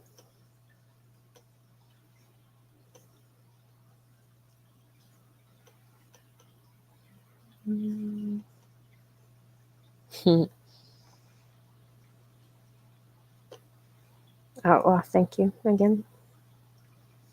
Yeah, he is. Scott, good to have you.